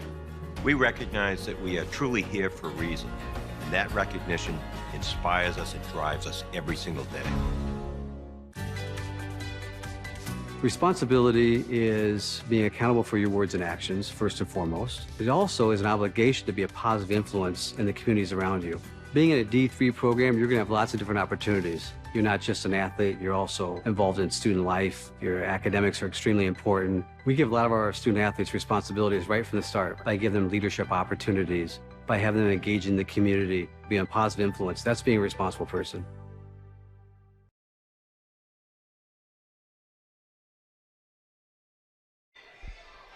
There is another look at the history maker there, Meg Dixon. She just scored her 1,000 point, becoming the 9th Beacon of all time to do that in the women's program history. We get another look right there, joining great company, including the likes of Olivia Murphy, who is working the game at the scorer's table right now. And now she's trying to cheer on the men's team counterparts to their 14th win of the season and 7th conference win, and they're locked into a duel right now, Steve McGuire, against the current number 2 seed, the WestCon Wolves. Yeah, they came out of the second half with some really good energy.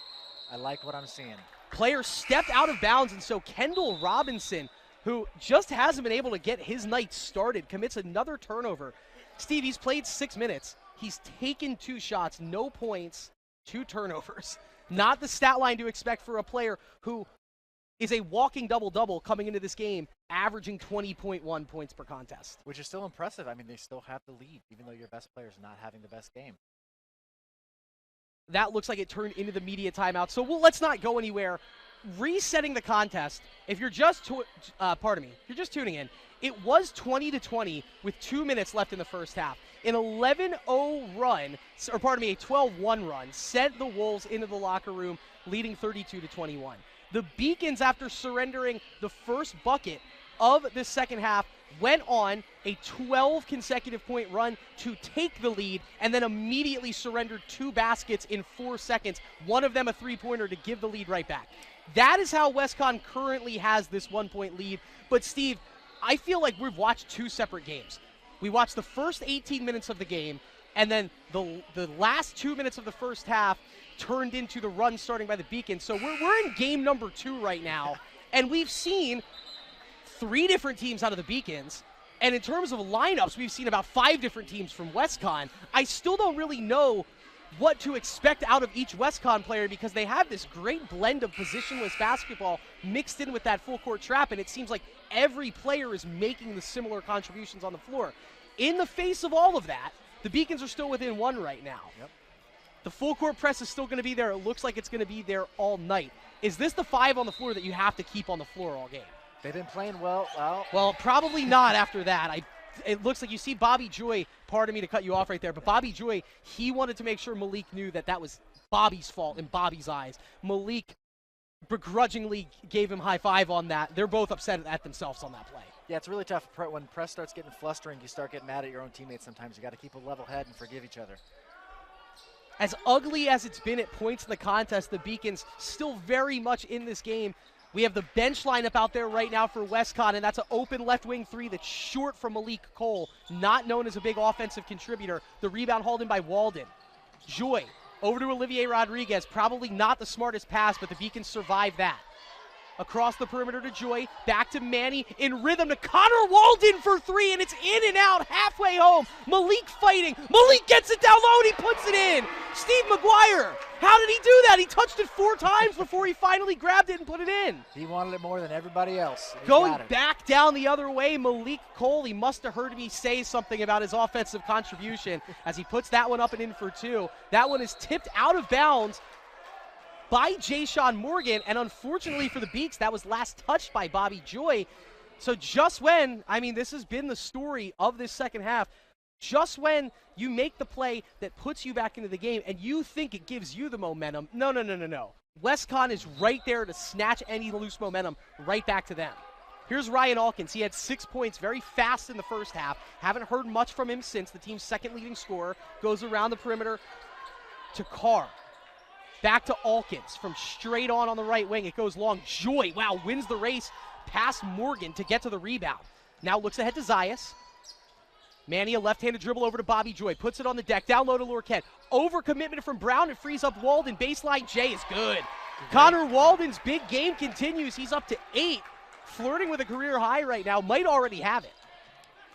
Shooters not staying in the corner. He cuts in and gets a nice little 18-footer. What a great Some play. defense from Lorquette there. I thought that was going to be a held ball. Instead, Malik is able to corral it, keep it against his body, and going back the other way, Emmanuel Zayas drawing the foul against WestCon. That's 3 against the Wolves, and we talked about that long climb to 7 fouls. That helps you stay in any contest when you're winning that race. Absolutely. Fouls are a big name of the game. There have been a lot so far this game, but we can get some extra points in the second half just from easy shots. Great handoff pick set by Joy. Zayas, though, hits the deck, and some late contact leads to an even later whistle. You heard the gripes coming from the WestCon bench. I know we're calling the game for the Beacons. They may be legitimate there. Yeah, it was a bump, but it took a while. You know, at some point, just swallow the whistle. You can let it go. So that is going to be the 3rd foul of the half against WestCon. The Beacons still with 1. And this game feels like a lot of things. I feel like if you're WestCon, you have to be watching this game feeling like you should be up 60. Whereas I'm surprised that the Beacons are up 1 right now. But Malik Lorquette really coming alive now, and they're falling asleep on him once the Beacons have been able to. Unfortunately, that's a bad turnover for Joy as he's out of bounds.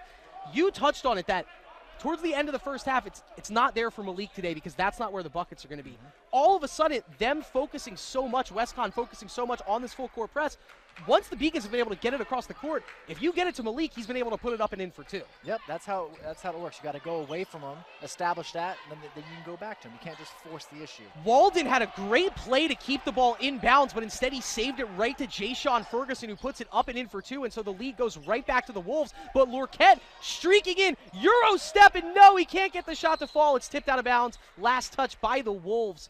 That was a great job by Malik Cole. Touched on his defensive presence.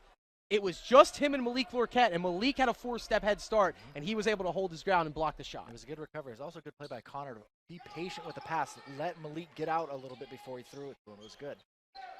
Cena, you know, as ugly as it's been at time, there have been a lot of pretty passes that have been able to help the Beacons beat the break here. And how about a Bobby Joy 3? Not quite. It's a little short. Now WestCon holding the 1-point lead. A 3-pointer from Morgan, and he drills it. Jay-Sean Morgan, one of the many contributors coming in off the bench tonight for WestCon, drills that line drive 3. He's played in all 17 games this season, the 5th leading scorer for WestCon with 7.5. Tommy Burris right there at the free throw line. That's a huge bucket to get the Beaks back to within 2. Good, calm passing. They slowed it down and just established the half-court offense. It looked great. Don't even see any Kendall Robinson on the bench right now for WestCon, so there must be something happening. He's a part of me. He went over to the scorer's table, so no points yet. They're going to have to call his number as he checks back in. Morgan, though, got around Walden. He almost put the first shot up and in, gets his own rebound, and that's just hard individual effort that's going to lead to 2 free throws coming up for WestCon. Yeah, perseverance gets you a long way in basketball, and he stuck with it. Timeout on the floor. It's a media timeout. WestCon leading by 2 with the chance to make it a 2-possession game. It'll be 11:52 on the clock. When we come back, Wolves 45, Beacons 43. More after this on the Beacon Broadcasting Network.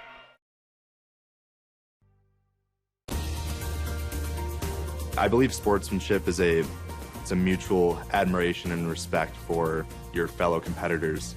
We all go through a lot to reach the point where we compete against one another. It's important to realize that. So once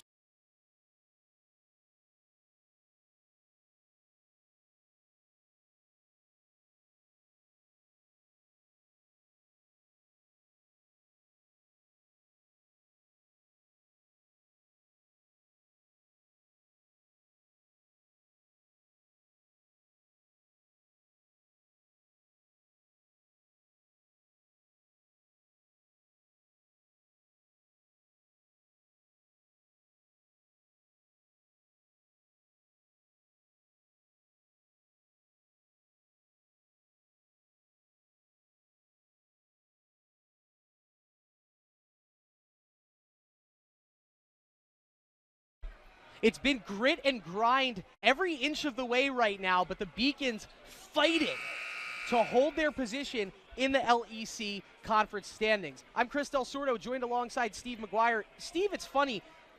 This game matters so much, but yet the Beacons, they can't leave that 3 seed, whether they win or lose. But if they win, they're a half game out of second place and a game out of first place. If they lose, they're 2.5 games out of second place without a tiebreaker and 3.5 games out of first place. It's a tough task against a team who is receiving national top 25 votes, and yet they're within 1 point right now. 2 points, and that missed free throw makes it all that much more of a ball game that the Beacons have somehow been able to stay in. Yeah, there's levels to this 3rd seed. There's not all 3rd seeds. Not all 3rd seeds are the same. And WestCon, in any other conference, you would have to think would be the number 1 seed. Walden wants the 3. He wants it again. Instead, he'll go back to Joy. Maybe 3rd time a charm deep in that right wing. Around the perimeter they go. Connor has it in the quarter. Great pass to Burris. It frees up Manny. That's a wide open look, and he drains it. How about this ball movement right now? It's brilliant. It's brilliant around the perimeter. It is truly brilliant. Lorquette with a big defensive stop. Go for it. No, I'm saying the freshman is really leading the charge. He's forcing the ball in the middle, which is collapsing the defense, and that's why you're getting wide open 3-point shots. Bobby Joy for the lead. Yes! Got it for 3! It's raining threes right now at the Clark Athletic Center, and it's so nice to see the sharp shooting coming from the Beaks. An answer 3 from Brown and misses everything, and the crowd's going to get into it a little bit here as the Beacons with the lead and the momentum. This is not a typo, Steve McGuire. 9 of 20 from beyond the arc for the Beacons. They do not put up numbers like that often. They don't. I mean, do they shoot 23-pointers in a game? Well, let's take a look at the stats. Averaging it out over the course of the season, actually closer than you would think. It's about 16 3-points attempted per game. Interesting. Okay. Wow, look at that takedown low from Jaheim Young. We mentioned Jaheim Young, a consistent scorer. He has 8 points in this contest. Hadn't talked about him for a couple of minutes, and that's the way it works with this WestCon team. The second you forget about one of their guys, he's the one to remind himself, hey, I'm still here too. Yep. And this time it's Jaheim Young, a good free throw shooter, back at the line for 2. This is a really well-rounded team. You mentioned it's almost positionless basketball. There's no established big man. There's no really established point guard, except maybe number 2 gets the ball quite a bit. But everybody can do everything on this team. And number 2, he's looking to shoot and drive just as much as he is to get his own dime. Exactly. So it's tough to guard. Not to be, just too cliche with it. It's very evident to see how they are 15-1 right now. How they're not even a top 25 team, it's kind of surprising. They did have a rather ugly loss at Keene State, but every other game has just been workman-like wins out of this WestCon team. Awesome to see that. I think the Beacons are proving it to me, proving it to everybody in the gym, definitely proving it to themselves. They are a top 3, top 2 team in the LEC this year. Absolutely. And the LEC is pretty strong right now, and I like to see the Beacons rising to the occasion. Yeah, if you're for anybody that reads along nationally, be it Hoopsville, D3, Hoops.com, Hoop Dirt, the LEC normally does have 3 teams receiving votes. It's usually only 1 team in the top 25, but right now, this year, me, the basketball nerd that I am, you read into it, it is getting more respect nationally and just more mentions nationally, more just random ricochets. Like, well, if you look at people acknowledging Keene State, people acknowledging WestCon, people acknowledging Malik Lorquette. Yeah. It's very nice to see. LEC basketball, and for all of you guys tuning in on the Little East Network, I'm sure you see a lot of it. So thanks for tuning in, and it's really nice to see this game blossoming in this conference. That's a huge block underneath by Kendall Robinson. That's probably his biggest impact on the contest so far. Can't score 20 when you haven't scored 1, but you can get a big block like that. I like that. I like that a lot.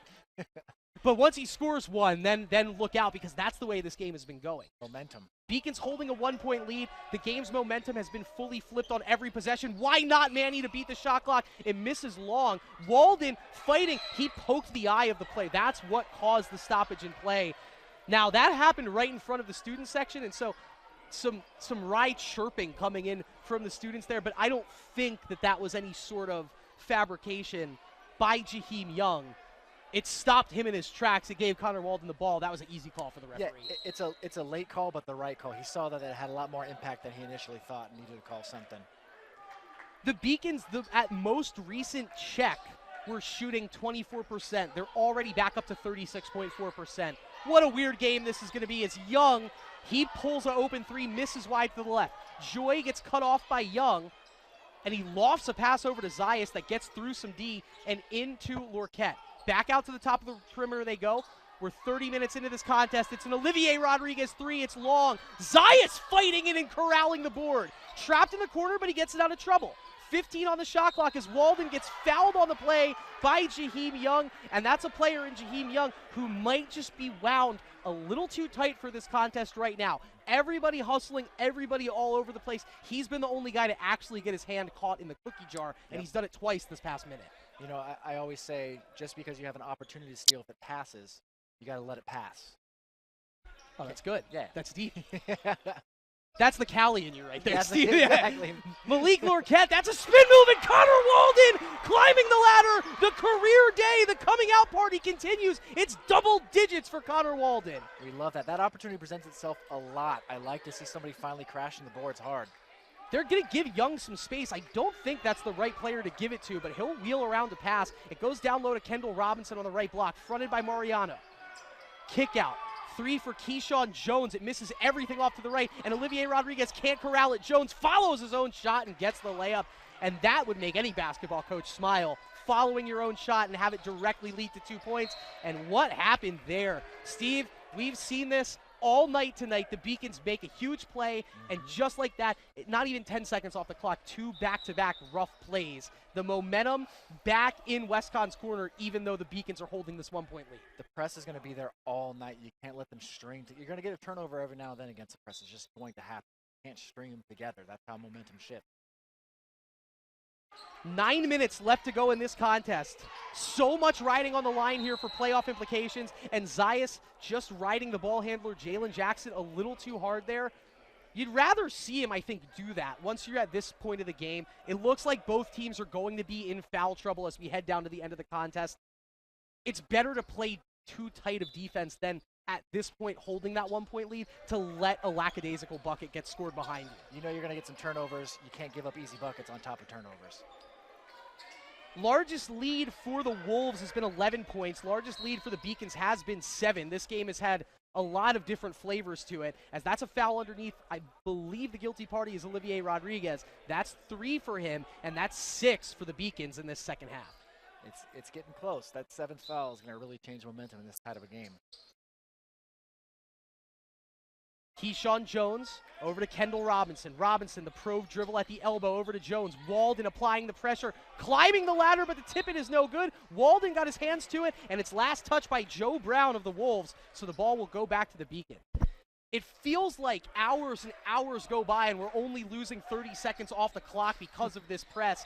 But once again, the Beacons beat it, and look at the situation they're in. Zayas is going to peel it over to Joy, to Walden, who's going to let it rip from the corner and hang the wrist in the process. Connor Walden feeling himself right now. Steve McGuire feeling it. Everybody feeling it as the Beacons are shooting the lights out. Their 11th made three-pointer of the game, Steve. Yeah, 11 of 23. I love it. Who is this kid, man? Coming out, really stepping up for the lack of having Xavier in the lineup. He now leads all scorers with 13 points in this contest, does Connor Walden. Jalen Jackson puts it on the deck, loses it, but it squirts out to Jones. Jones to beat the shot clock, in and out. Walden's climbing up. It's tipped, and it's tipped out off of Walden. Both of the referees pointing it the other way. I don't think, once again, this has happened a couple of times. You're seeing the referees discuss this here as we head to the whistle. Both Joy and Zayas trying to explain, and Steve, you had it all the way as Beacon's ball too here, but it doesn't look like they're going to change their mind. Yeah, it felt like a pretty obvious ball off WestConn, but, you know, the refs have been doing it longer than I have. 3 double-digit scorers for the Beacons, okay? I would tell you Malik Lorquette is in double figures. That's a gimme. I tell you Bobby Joy is in double figures. Oh, kind of a surprise, but that's Bobby Joy. That's what he does, 11 points. That's awesome. Yeah. Connor Walden leading the way at 13. How do you do? And just to make it officially on record, this is just his 7th game. He played just 19 minutes of basketball before coming in today. He's already played 21 minutes, so he's passed his career high in minutes. And I don't want to jump the gun here. Yeah, Connor Walden scored 3 collegiate basketball points before tonight, and he has 13. So if nothing else, even if the Beacons, this game's going to be close to the end. Even if they don't get out of here with a W, everybody's going to remember and going to be looking forward to the contributions that you can get out of a 6'7" stretch four, Connor Walden. And you're a big guy, so we can talk about this. He's complementing Malik Lorquette very well in terms of the two different types of big posts on the floor at the same time. Yeah, he's a good passer. He's looking to get the ball inside. It's just the definition of next man up. You have your all-star go down. Somebody has to step up and make a big impact, and this kid's really doing it. It's a good game to watch. Jalen Jackson leading the way for WestCon. That makes sense. He's the team's fourth leading scorer. He has 12 points. Jaheim Young, the third leading scorer, right behind him with 10. Everything that you would think would happen for WestCon, with the exception of Kendall Robinson not scoring, it's what you see is what you get. Yeah. This is such a fun group of Beacons that are rising to the occasion right now. Let's see if the good momentum continues. Jackson, he's open, and he misses that three long. The long shot's just not there for the Wolves. Robinson feeling some pressure underneath as he got that rebound over everybody, feels the contact, and even with that rebound and trip to the free throw line, I don't know if you saw that down there, Steve, some words exchanged between number 24, Malik Cole, and Kendall Robinson. Yep. Malik didn't like what Kendall did on that play. Not good for a team trailing by 4, trying to avoid their second loss of the season, or is it good that they're having that confrontation? Sometimes, I mean, if you have the type of relationship where it's, I can chew you out and you can chew me out, we get better from it, that's important. You can't bicker right now. If you're bickering and getting angry at each other and blaming, that's not good when you're down. So mark it on the clock. 32 minutes, 21 seconds into this basketball game. Kendall Robinson, a 20-point-per-game scorer, just scored his first point. That's impressive. They were able to keep him out of the way for up to this point, but you got to think you might have awakened a little bit of a monster right now, and that's how scoring has been in this matchup. Robinson rattles home the second. Kendall on the season, he does everything well, 73% free throw shooter, so that was to be expected. Lorquette was put in a tough spot there trying to break the press. Ferguson takes it away. Malik takes it away from Ferguson, and Malik got fouled along the sideline by Jay-Sean Ferguson. That was the smartest take foul imaginable, and even more importantly for Jay-Sean Ferguson, it looked like he was able to persevere and commit that take foul through maybe an injury. Every point matters in the way this game has been unfolding. That would have been a free 2 for the Beacons, and that's a really heady play from Jay-Sean Ferguson. That might have been a dunk, the way it was going, and a dunk at this point, it might as well count for 4 points. Pardon me, that was Jay-Sean Morgan. And Morgan, number 3, he's been having a nice game. True freshman out of Poughkeepsie, New York. Night of freshmen, huh? I like it. Night of freshmen. Everybody making a name for themselves in the Little East Conference tonight. Manny Zayas. Down low to Lorquette. He's got 12 points on the evening. Through a double team, puts it in for 2. How about that? WestCon had that drawn up well, and you can see Coach Harcourt on the Wolves bench. All he could do is just put his head down in disgust. Robinson, you can't keep a good man down, and he's there with the flex after the follow-up bucket. Morgan diving in on the backside of the play. He touches it last, but this press, what a problem it has been for the Beacons. And the craziest part, Steve, it's somebody new every time, the on-ball pressure for the Wolves. Yeah, you got to remember it's coming, and you can't be surprised when it gets there. Just be ready for it. You've been beating it tonight. Keep doing it. Burris has to sky up to catch that inbound pass. Joy helping him out. Oh no, the turnover from Zayas. The layup up and in from Jaheim Young. He is now tied for the game high with 13 points. He has the team lead in points for WestCon, and we are tied back up at 56. Yep. Walden went over and back. That happened right in front of the referee. Coach Harris upset at it, but we saw it. He started his jump on his side of half court, landed on the wrong side, and the referee is going to be staring at your feet when you go to catch a ball like that, breaking the press. I took 2 days of referee school, and that was the first thing we learned. Can't do that. Can't do it. And it's funny to think it is a way to kind of massage seconds off a possession and get yourself some space on a possession. And just like that and the first touch travel, you don't get away with it at the D3 level. Not at all. Kendall Robinson all of a sudden now coming alive in this contest with 4 points. He asks for it. He kicks it over to Carr, and Malik Carr hits the jumper at the free throw line. And just like that, it's a 7-0 run for WestCon as they take a 2-point lead. Zayas has to fully extend, has Walden underneath. The no-look pass. Walden corrals it, gets fouled, and he'll shoot too. Got to like the effort from Connor Walden. He even pulls down the board and tries to get another putback in. Every practice shot is worth it. Well, let's talk about it right now. Yeah. I'm sure you have been on the bench when somebody has a coming out party game like this. Everybody's cheering for it. Yep. Does it start to maybe affect the in-game strategy to, well, we got to keep looking at Connor. He's the hot hander. Hey, he is a freshman that only played 13 minutes up to this point. We got to maybe plan to get him out in the closing minutes. How does that work? You can't, I mean, if they're playing well, keep him in. Right now, he's doing nothing that says, okay, he's having a good game, but he also has faults that are going to cost us in the end. I got to say, that confidence in the shooting stroke, he hangs the wrist with the best of them. 2 for 2 at the line. He has quintupled his career scoring numbers today. He came into this game with 3. He has 15, and we're tied back up again. This is great. Robinson, offensive foul, and we'll go back the other way. I believe it's going to go against... No, it's going to go against Kendall Robinson. I thought it was going to be against Malik Carr for the off-ball action. That is a ward foul on Kendall Robinson. 4 fouls to go along with his 4 points tonight. There's been a lot that we've talked about, and that story is it's been developing as this game has progressed. That's the reason why the Beacons are still in this contest, having committed 23 turnovers now, Steve. But they've held Kendall Robinson to 4, and that is a blocking foul against the Wolves. Once again, it's Malik Cole in the action. And Malik Cole, he daps up Malik Lorquette. They share some love on that. This man, number 24, he is around the ball defensively at every turn.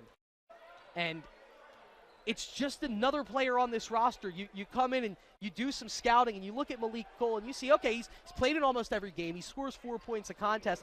But then you watch him play defense and you realize, hey, this isn't the 9th guy on the box score. This is one of the best players. He almost stole a possession back from the Beacons on that play. Yeah, watching Keene State play, Keene State has 2 or 3 players that really do a lot of the work and then a bunch of role players. This team is universally just everybody's involved doing something. Really interesting to watch. Going it back over to the Beacons side of the court.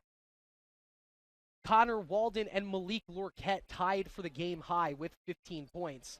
Bobby Joy also in double figures with 11. Mariano Olivier Rodriguez with 7, including 2 made threes. Emmanuel Zayas with 6. Tommy Burris with 5. And let's see. So blood on the floor. Somebody was bleeding.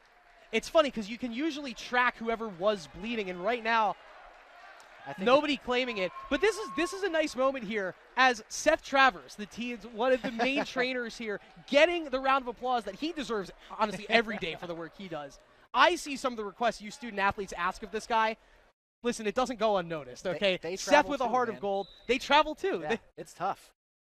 And so, nice moment for Seth. It looks like the blood is off the hardwood, and now another huge free throw coming up from Malik Lorquette. I have a point to say. I'm not going to say it until Malik shoots this free throw. It's definitely Connor with the blood. You can tell he's wiping it off on his pants. He had a Band-Aid on it. It fell off. Play back. And it looks like one of the Mitchell brothers who's on the bench right now just got sent out to the training room to grab a Band-Aid. This is D3 basketball, folks. This is what you get when you tune in for a night. Seth getting the standing O for cleaning the blood off the court, and one of the best players in Beacon's history running to grab a Band-Aid for the freshman enjoying a career night. Yeah. Clip that, folks. D3 basketball. It's what makes you get out of the house on a Wednesday night, Max Clifford. All right, so that completes the circle. Now let's complete this basketball game. Jones fakes the pass, wings it over. That's Jaden Carr for 3. He misses it long. The outside shot just not there for Westcott tonight. Zayas got cut off at the half-court line, is able to get the pass over to Lorquette. Malik with 16 points on the night, and he'll get to shoot 2 more. It was funny. Westcott, Steve, for, I want to say, up until the 10-minute mark, only had 2 fouls. They've committed 17 fouls in the past 4.5 minutes of action. And they're going to be shooting 2 the rest of the way now.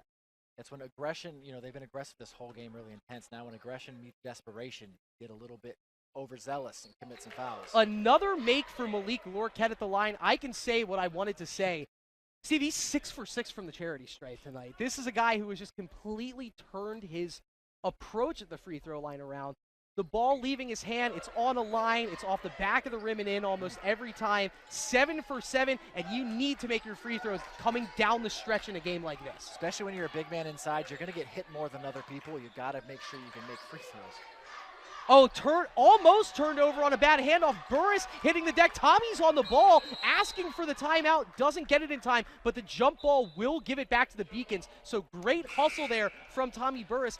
That play, the fumbled handoff between Keyshawn Jones and Malik Cole, we've come to expect that out of the Beacons dealing with the press break. Instead, one of the few times WestCon going a little too fast with it with the basketball, they commit a turnover, and now the Beacons have a chance to make this a 3-possession game with 5:10 left on the clock. WestCon is feeling the pressure. You can tell they're getting a little bit overzealous, and it's costing them. Oh, Lorquette, they sleep on the full court defense. He hands it off to Walden, who gets blocked, but Malik gets the rebound, puts it on the deck. He gets fouled, and he's going to the line to shoot 2 more. Probably didn't need that pass to Connor Walden in the first place, but it gets him another rebound into the stat sheet and a trip to the free throw line to shoot 2. Yeah, he might have been getting tired of points and rebounds and maybe wanted a couple assists, so turn around. He's trying to pad those stats. Is it possible to ever get tired of points and rebounds on the basketball court? Because points win games, but the board man gets paid. Yes, so exactly. I think that's what we're paying attention to on the hardwood right now, and Malik brings it obviously every night. Yeah. Another free throw banged home for Malik Lorquette. He now leads all scorers. Very quiet, 18 points. Lovely that he's gotten up to 18 just by really staying the course tonight. Yeah. It's been going to him. It hasn't been going to him, but whenever it's gotten near him, he's done Malik Lorquette things with the basketball. He's so consistent, man. It's just great to watch. In and out there, Walden can't get inside Kendall Robinson, and so that's the biggest board of the night for the grad student senior out of Bellport, New York. He hands it off to Jalen Jackson. Keyshawn Jones thought about the 3. He picked up his dribble, got it off to Jackson before committing the foul underneath. Brilliant bounce pass to Alkins, and there wasn't anything Lorquette can do. And Lorquette looks to be limping a little bit on the hardwood. We're going to have to keep our eyes out for that. Burris almost traveled. Zayas has to get it across the timeline. Joy has Lorquette. Oh, it's tipped. That's a brilliant play by Jalen Jackson to keep it alive for WestCon. Now Robinson pulls it back and gets the layup over Zayas, and we are back to a 1-point contest, and it's almost thrown away from Burris, and the jump ball is going to give it back to WestCon. Oh, when it rains, it pours. It kind of seems like the Beacons, they get in, pockets of time in this game where they have been able to handle the press, and just when you think you have it figured out, WestCon reminds you don't have it figured out. We're still on you. Yep, that's exactly what happens. Getting really chippy out there. Actually, my senior night game against WestCon ended in a fight. They called the game with about 10 seconds left, and they made us all go home. Wow. It gets really chippy between WestCon and UMass. LEC conference play, nothing kindles the flame like the conference rivalry. Absolutely. Ball back to WestCon, so they're trailing by 1, but they have a chance to take the lead here. Kendall Robinson crossing over around Burris. That's a tough contested 3, and he got it. 20 points on the season. You got to expect one of those to fall. He has 7 points. He's had to work for all 7 of them, but WestCon regaining the lead 65-63. Walden looking for Zayas. Zayas directing traffic. Walden wants it in the corner. Manny kicks it over to Burris, to Bobby Joy, 13 on the shot clock. It gets down low to Lorquette, one-on-one against Alkins, spinning, and he got the bucket, but don't count it. Foul on the floor. I'm not sure. That whistle's going to go against Alkins. You would think that the whistle would have to be on the shot. Yeah. But as it is, a little break for WestCon as it's going to be 2 free throws coming up for Malik Lorquette. That brings us to a media timeout. I think we deserve to catch our breath real quick, so we'll throw it to a break. 3:45 left to go. Everything on the line in the LEC right now. Wolves 65, Beacons 63. Comprehensive learning is being able to adapt to experiences and apply the things that I learned. Being an athlete and juggling academics helped me grow as a person, and things that I've learned, I was able to apply it in another field, putting them into everyday life. Developing comprehensive learning helped me prioritize certain things to make sure I get to where I want to be. Paris changed my life, and I got there through UMass. Those very specific seminal moments in Paris, the subway. A man in a tuxedo walked in, and a woman in a long gown. And it was stunning. It all hit me. It was like a lightning bolt. There was this world of beauty and style that I wanted to be a part of. That was the beginning of the journey. And that all came through the University of Massachusetts. And that was really a key moment for me. That's one of those moments you never forget.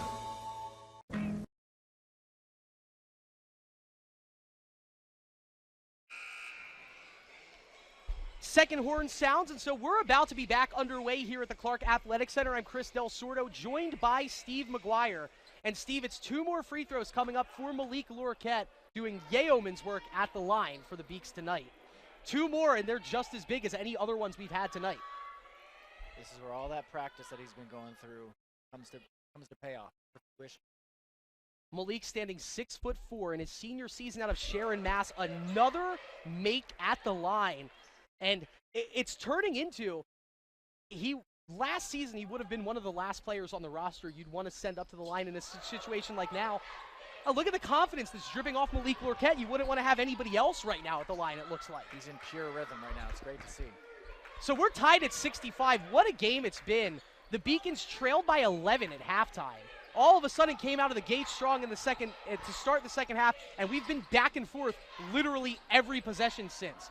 Largest lead for WestCon has been 11. Largest lead for the Beaks has been 7. Jackson blocked by Burris, but the rebound is hauled in by Alkins underneath, and he puts the Wolves back up by 2 with a chance to make it 3. And Steve, that's an example of Ryan Alkins now has 11 points, and he's the second leading scorer on this team, and we haven't talked about him for 8 minutes, and he comes right back on the floor and he gets the bucket, and this team might just be that deep, too deep for the Beats. Yeah, everybody's getting their points up. But, 3 people collapse on him to block the shot. One of them is successful, but there's nobody there to get a rebound. Alkins coming into action tonight, a 63% free throw shooter. He is 4 for 4, so credit where credit's due right now. WestCon missing badly beyond the arc, hitting almost every shot from the charity strike. Zayas, head fake, launches the pass in. You like the idea, you don't like the execution, but it's the same story the other way as Ryan Alkins goes from hero to GOAT in 2 seconds. He got the big steal, and he literally did what Tommy Burris did with the basketball, just threw it away. Got to play with the lead. You're up 3 points. You don't need that much of a fast break. You know that this game has been crazy because, and look at that, that's going to be a traveling violation. That's how you know the game has been crazy. The point I was going to say is the game has been crazy because the actual deficit, the point spread in the lead, it never feels like what it is. Right now, it's WestCon with a 3-point lead. Maybe it feels like WestCon up 1. When the Beacons were up 1, it felt like WestCon was up 5. This game doesn't know what it's doing next, and we still have 3 minutes of it left. So buckle up and fasten your seatbelts, folks. Everybody watching at home. Kendall Robinson, he got triple teamed on that play, and it's going to be a take foul on Mariano Olivier Rodriguez. And unfortunately, that's personal number 4 against Mariano. On the scoreboard, they called that against Emmanuel Zayas. That would have been his 5th. He's still on the floor. Olivier Rodriguez on the bench with 4. And now 2 more free throws coming from Kendall Robinson, the team's leading scorer. 7 points on the night, averaging over 20 per game on the season. Shooting 1-1 right now.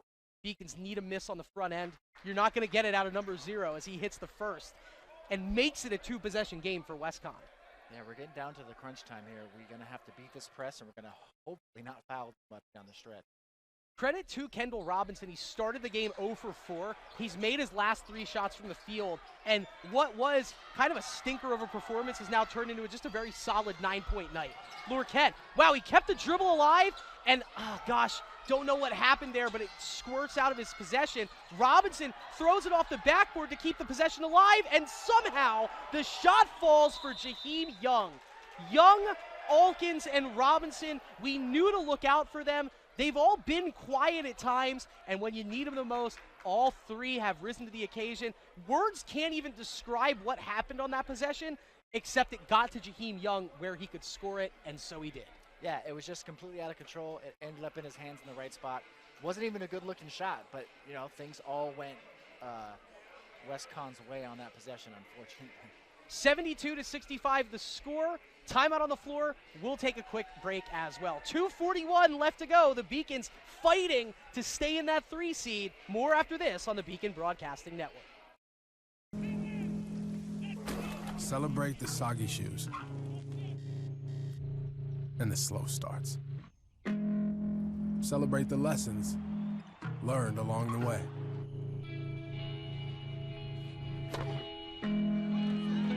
These are the wins. Not the shiny nail-biting kind. These are the last a lifetime kind.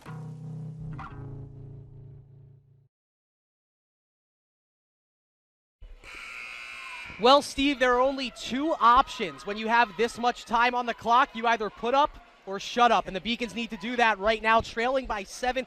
They were just holding a 3-point lead about 2.5 minutes of game time ago, and that's how this game is run. Kendall Robinson was so quiet. He has 9 points all of a sudden. Ryan Alkins up to 14. Jaheim Young in double figures, and those three willing WestCon to this point of the game where they are leading a game very ugly in their own right. Zayas, no-look pass from Joy to Burris. He had Walden in the corner. He shoots it from the free throw line, hits the jumper. That's step one. Now you need another stop. Yep, absolutely. It was a good, just calm offensive possession. Tommy Burris up to 7 points now. Jalen Jackson handing it back off to Kendall Robinson. Probably going to expect to see a lot of this. Some ISO ball with number 0 directing traffic. Robinson crosses over from left to right, squares up with Tommy Burris, running the time down. We're under 2 minutes now. 1:57, 7 on the shot clock. It's a corner three that's short, and Walden over pursues on the shot contest. The rebound scurries all the way back out to Jaheim Young. He's there where he needs to be when he needs to be there. Bit of a freshman mistake. Turn around and watch the shot. This is a Keyshawn Jones three. It misses long. Lorquette knocks it off of Jalen Jackson. The emphatic call back down the court from the referee. That's what we like to see. Yeah. And now the Beacons, one score, check. One stop, check. Let's do it again 2 more times. Full court press. You wouldn't expect anything else, but they're dropping back to the coach's hash. They pick up Zayas at the half-court logo. He can hand it off to Bobby Joy. So here we go. Zayas at the top of the key, dribbling to his left. Burris waiting for the handoff. Zayas has to reverse court to Walden. Walden inside to Lorquette. Mouse in the house over Alkins, but it's too hard off the back iron. They had the look they wanted, and Malik, the last person you'd expect to miss that bunny. Zayas has to foul, and that fouls Emmanuel Zayas out of the contest. Unless I read the scoreboard wrong. No, okay, just three for Emmanuel Zayas. That's good. The situation, not so much. It's Jalen Jackson at the line right now. The Wolves holding a 5-point lead. Jackson, the 4th leading scorer for the team. The 3rd best free throw shooter at 69.2% on the season, and he misses the first. We'll take that. There we go. Well-timed broadcaster jinx. You're welcome, WestCon fans. I don't have any more in me. I'm sorry. If nothing else now, if he makes the second free throw, it'll still just be a 2-possession game for the Beaks. So one more coming up for Jalen Jackson, one of 4 Wolves in double figures. He has 11 now with that make. It is a 2-possession game. Beacons need to get this across the timeline, and then they need to get a good shot up sooner rather than later. They get it across the timeline, 70 seconds left in the regulation. Bobby Joy, 21 on a running shot clock now, hands it off to Manny Zayas, got to do something with it. Manny, probing dribble, kicks it out to Burris. 1 minute left on the clock now. Joy to Walden, corner three, he's going to put it on the deck. Give it out to Manny Z for 3, and he got it! Wow, what a clutch tray ball from Emmanuel Zayas. It brings it back to within a 1-point game. The Beacons not out of the woods yet, but Steve, they needed a shot fairly quickly. It wasn't all that quick, but it was fast enough, and it was good quality from Emmanuel Zayas. And not only that, but Connor, with composure, he had a chance at three-pointer, passed up a tougher look to get an easier look. As a freshman, that shot usually goes up because you're nervous, you know you got to score. That was a lot of composure to get it to the more open man so he can knock it down. The Beacons in a 5-1 run. It seems like that's how this game has been pieced together, a lot of those. And so both teams in the bonus will be shooting 2 the rest of the way here. The Beacons haven't instilled a full court press all that often tonight. You can tell the ball handling talent in the hands of number 0, Kendall Robinson, and number 2, Jalen Jackson. Yep. So probably wise that they're not. Maybe it's time to dust it off now and just throw the kitchen sink at the Wolves and see what happens, or would you let this possession develop and then maybe foul once you get lower into the shot clock? I think you got to speed them up a little bit. Last possession, we really let them take their time. We don't have time anymore, so speed it up if it doesn't go your way. And here we go, we got to press. So they go full court press. Zayas fronting Jackson. They get the pass into Alkins. Lorquette going to try and front Alkins. He'll just commit the foul right away. Not what he was trying to do, but honestly, that extends the game. You got 50 seconds still on the clock. And you do have a very good free throw shooter at the line in terms of Ryan Alkins, but we just saw a good free throw shooter miss 1 of 2. I will say, though, WestCon has been hitting their free throws tonight as poor as it's been from deep range, from beyond the arc, they have been making their hay at the charity stripe. Pull that up here momentarily. But the first one of two for the senior out of Queens, New York, Ryan Alkins, and he misses it short off the front iron. Team's second leading scorer, third best free throw shooter percentage-wise. Timely miss, and let's see. You're not hearing too much from the Beacon student section, but you got to think the crowd's going to get loud if he misses this second one. Absolutely. There's a little nerves going on in the crowd right now. That one is good for Alkins, so it's back to a two-possession game, but 50 seconds on the clock here for the Beacons. The handoff to Emmanuel Zayas. Probing, trying to get around Keyshawn Jones. The Beacons do have 2 timeouts to call if they want to take one. Instead, Zayas stops. Walden in rhythm for 3. No, in and out. It's tipped out from Burris back to Walden. To Zayas. Zayas is trapped in a double team. Beacons need a timeout or something. It's a jump ball, and luckily the possession arrow keeps it with the Beaks. I think Zayas was asking for the timeout there. He didn't get it. Coach Harris telling him, hey, we're fine. No need to lose our cool over that. And Bobby Joy inbounding. Huge play again from Connor Walden to keep that possession alive. Zayas fends off the defender. It's Joy. 8 on the shot clock. The runner from Joy. Yes! Got it. He pulled off early. I pulled off early, but the shot rattles home. Timeout taken by Coach Guy Rancourt. The toughest test in quite some time that Western Connecticut has faced, and they're facing it at the hands of the Beaks. Yeah, you might notice I'm a little quiet. I get nervous in these times. I'm watching the game. I'm pretty intense. This is fun basketball, and they're doing the right stuff to try to come back. It's true. As unesthetically pleasing as it has been at points, it has been a very fun basketball game. You're seeing guys like Connor Walden come out and just truly make a name for themselves and then be one of the biggest offensive threats for the Beacons. You have a all-conference performer in Kendall Robinson, basically asleep at the wheel for the first 30 minutes, decides to turn it on, and now look at how different of a basketball game it is. You have a guy in Jaheim Young who has played 19 minutes today, who has very silently crept up to 15 points. It's just, everywhere you look, there's a different narrative in this ball game. Malik Lorquette is already third all-time in rebounds for the Beaks and has been hauling them down this second half. Yep. At this point, no moral victories. You've stayed in this game this long without Xavier McKenzie and with Connor Walden playing 35 minutes. You got to throw everything at him and try and steal this win. You want to take a win home. Oh, don't. The take foul there from Zayas as Alkins got in front, and you can understand why Ryan Alkins got that upset, but that's just a standard take foul in the basketball play. Manny Zayas is 5'7". What's he going to do to Ryan Alkins? He gave the man the bear hug. Yeah. That's a junior. That's not a young player coming up that flustered. Yep. Unfortunately, it is one of the better shooters, and so you're going to have a angry, either focused or very unfocused player heading back to the free throw line for EastCon. But just the fact that this is even warrantering that much of a discussion, this is a nothing burger. Yeah. It was a foul committed by Zayas. It doesn't look good, right? That's how intentional take fouls are in a clear path. You do what you got to do to stop the free layup. They are calling the intentional foul, which is exactly what it was. But I'm sorry, they called a true intentional foul and not the fast break take foul, which means that we have one end possession going back to WestCon.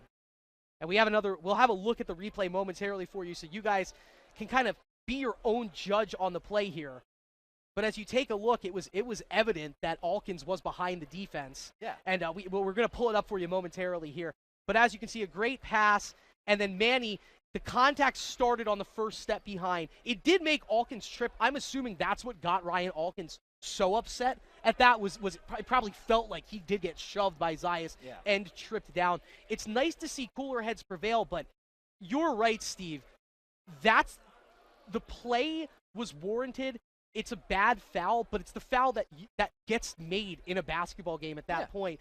And the fact that possession is going to stay with WestCon, Coach Harris giving the good talking to that he is, I think these refs deserve this talking down. If nothing else, it looks like WestCon, it's still a 2-point basketball game. Mm-hmm. WestCon is going to get the freebies that they deserve in this scenario. The fact that it's going to be called as a true intentional to keep the ball with WestCon, you get 2 free throws with nobody in the key. That's what's supposed to happen in a play like that. It's it was an unintentional tripping. They initially blew the whistle because you could see Zayas reached out and grabbed his waistband a little bit, like he was trying to keep him from getting to the ball. Gotta hand it to, real quick, talking about the X's and O's, as much trouble as the Beacons have had breaking the WestCon press, the Wolves have taken 2 looks at a press for the Beacons and have beaten it rather effortlessly. Yeah. Alkins does hit the free throw, and he's going to get one more here with the empty key. Unfortunately, possession is going to stay with Westcon, so you're really hoping for a miss right here. Need it. The junior out of Queens, New York, up, and it's good. For a second, it might have rattled out. You're thinking ball don't lie, but instead it's Westcon basketball, side out, with a 2-possession lead.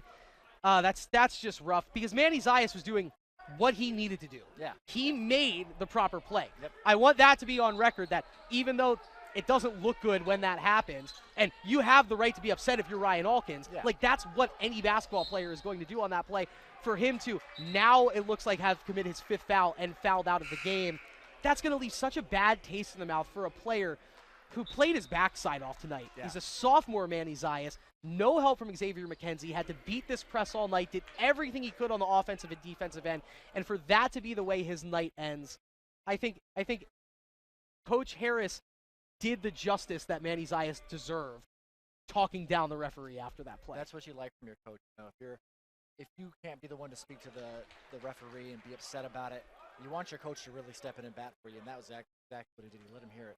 Well, as it is, the Wolves did a great job putting themselves in position to close this game out at the free throw line. And when you take a look back at this box score, twice as many free throws shot and made, and a higher possession from Westcon. And honestly, that's probably what'll do it for him. Bobby Joy across the timeline. We're down to the final 10 seconds. Carson Mezawar in. Gonna launch and bank. Hang on, folks. Carson Mezawar banks that 3 in, and we have 7.3 left. Timeout called by Jaheim Young. He takes it as the Beacons were there applying the pressure. What a shot to remember for Carson Mezawar. I know we have the replay of that. I'm sure we'll pull it up momentarily. Well, hang on. Maybe ball doesn't lie, Steve McGuire. The Beacons still are going to need another stop. It's a 1-possession game. It's still a 3-point game. But the game looked over. Yep. And once again, Carson Mezawar, just like Connor Walden, a true freshman, that's the only guy who's going to pull that shot with any confidence at all, is the freshman that doesn't want to break the press. Yep. Okay, let me let it fly. Now, Carson Mezawar, a bit of a different story than Connor Walden. I touched on this earlier in the broadcast. He has played in 9 games this season and has averaged 9 minutes a game in the games that he's gotten in. So Carson, a little bit more weathered in terms of a freshman. Connor Walden is green out there. And if you're a fan of 2K, he's shooting some all greens right now for the Beacons.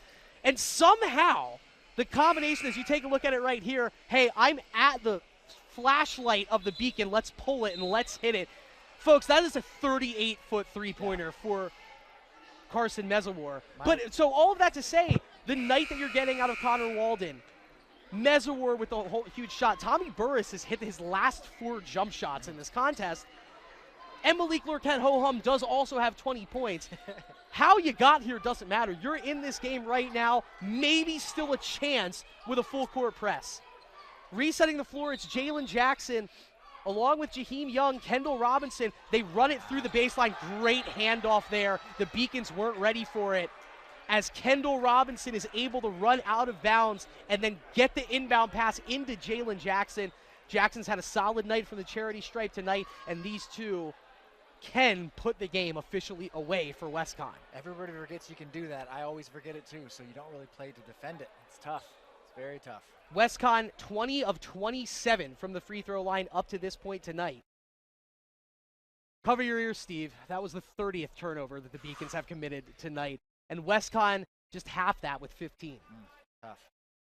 Up and good for Jalen Jackson. That makes it a 2-possession game, and we're open for miracles. We're welcoming any miracles. Barring a miracle, the Beacons will fall to 13-6 on the season, and unfortunately to 6-4 in the Little East Conference.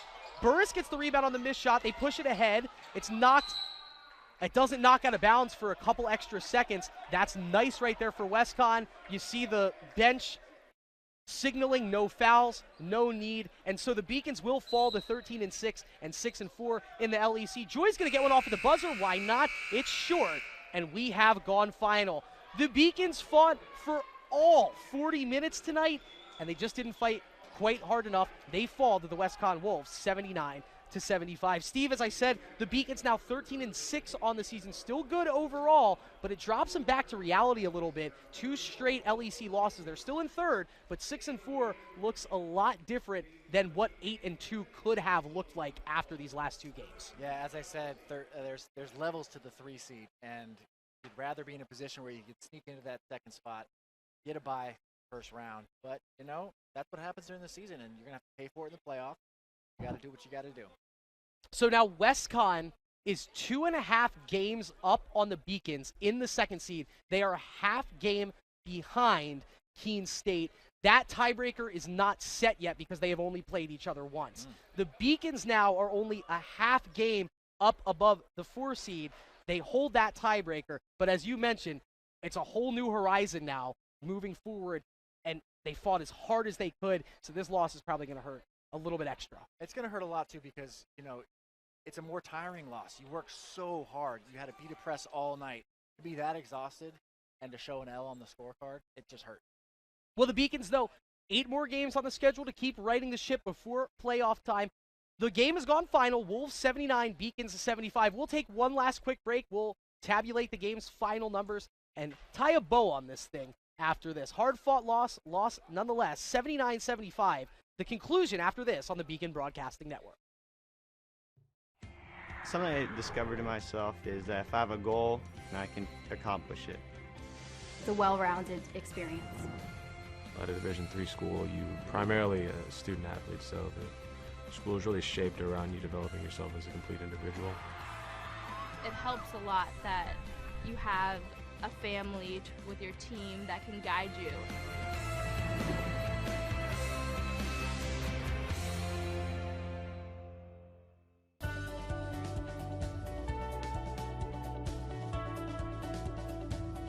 I just wanted to get good grades and to do well. But it also made me realize that I have a lot of career goals. You're there to get a full college experience, not only participate in your sport, but participate in things outside of that. And it's all about growing as a person. My coaches have helped me with figuring out who I really am. Their lives are dedicated for us to succeed.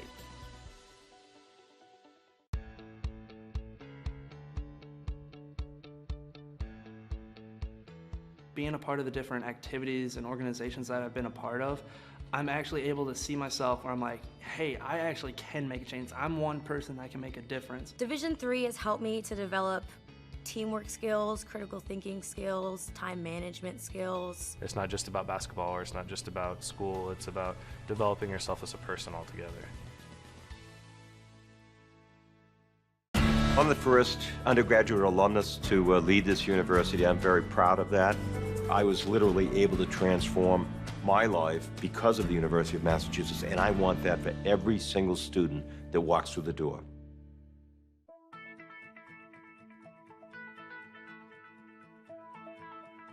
College has given me the flexibility to pursue my passions and my interests, and I've recreated my identity for myself aside from just being an athlete. My greatest personal discovery has been that I am capable of doing things that I didn't know I was capable of doing. To be able to study what I wanted to and continue to play the sport I love, all of those things came together very nicely in one package in Division III. I did receive a non-athletic scholarship upon entering school. I got the presidential scholarship, which was huge for me. I think there's more opportunities for academic scholarships in Division III. I did receive academic scholarships. Just being involved on campus, being a leader, all those things combined kind of get me recognized. It's a great experience for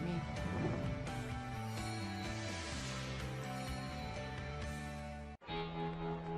Cheer for the stumbles. The he shoulda had that's. And the tears that linger. For in those moments, greatness lies. There, you will find the provoked, the determined, the unified. It's in those moments that champions are born. The University of Massachusetts Boston, with its scenic oceanfront campus, easily accessible to downtown Boston, is recognized as a model of excellence for urban public universities. 16 NCAA Division III sports are part of the more than 100 student organizations that create an engaging campus life in America's biggest and best college town, UMass Boston. Boston's urban public research university for the 21st century. Division III allows you to give yourself to other things. Having that free time allows me to pursue the things that I want to pursue. Division III in athletics affords students the opportunity to, engage in the other interests in their campus and in their lives outside of that sport. It allows you to just be able to do everything you want to do. I wouldn't change it for the world.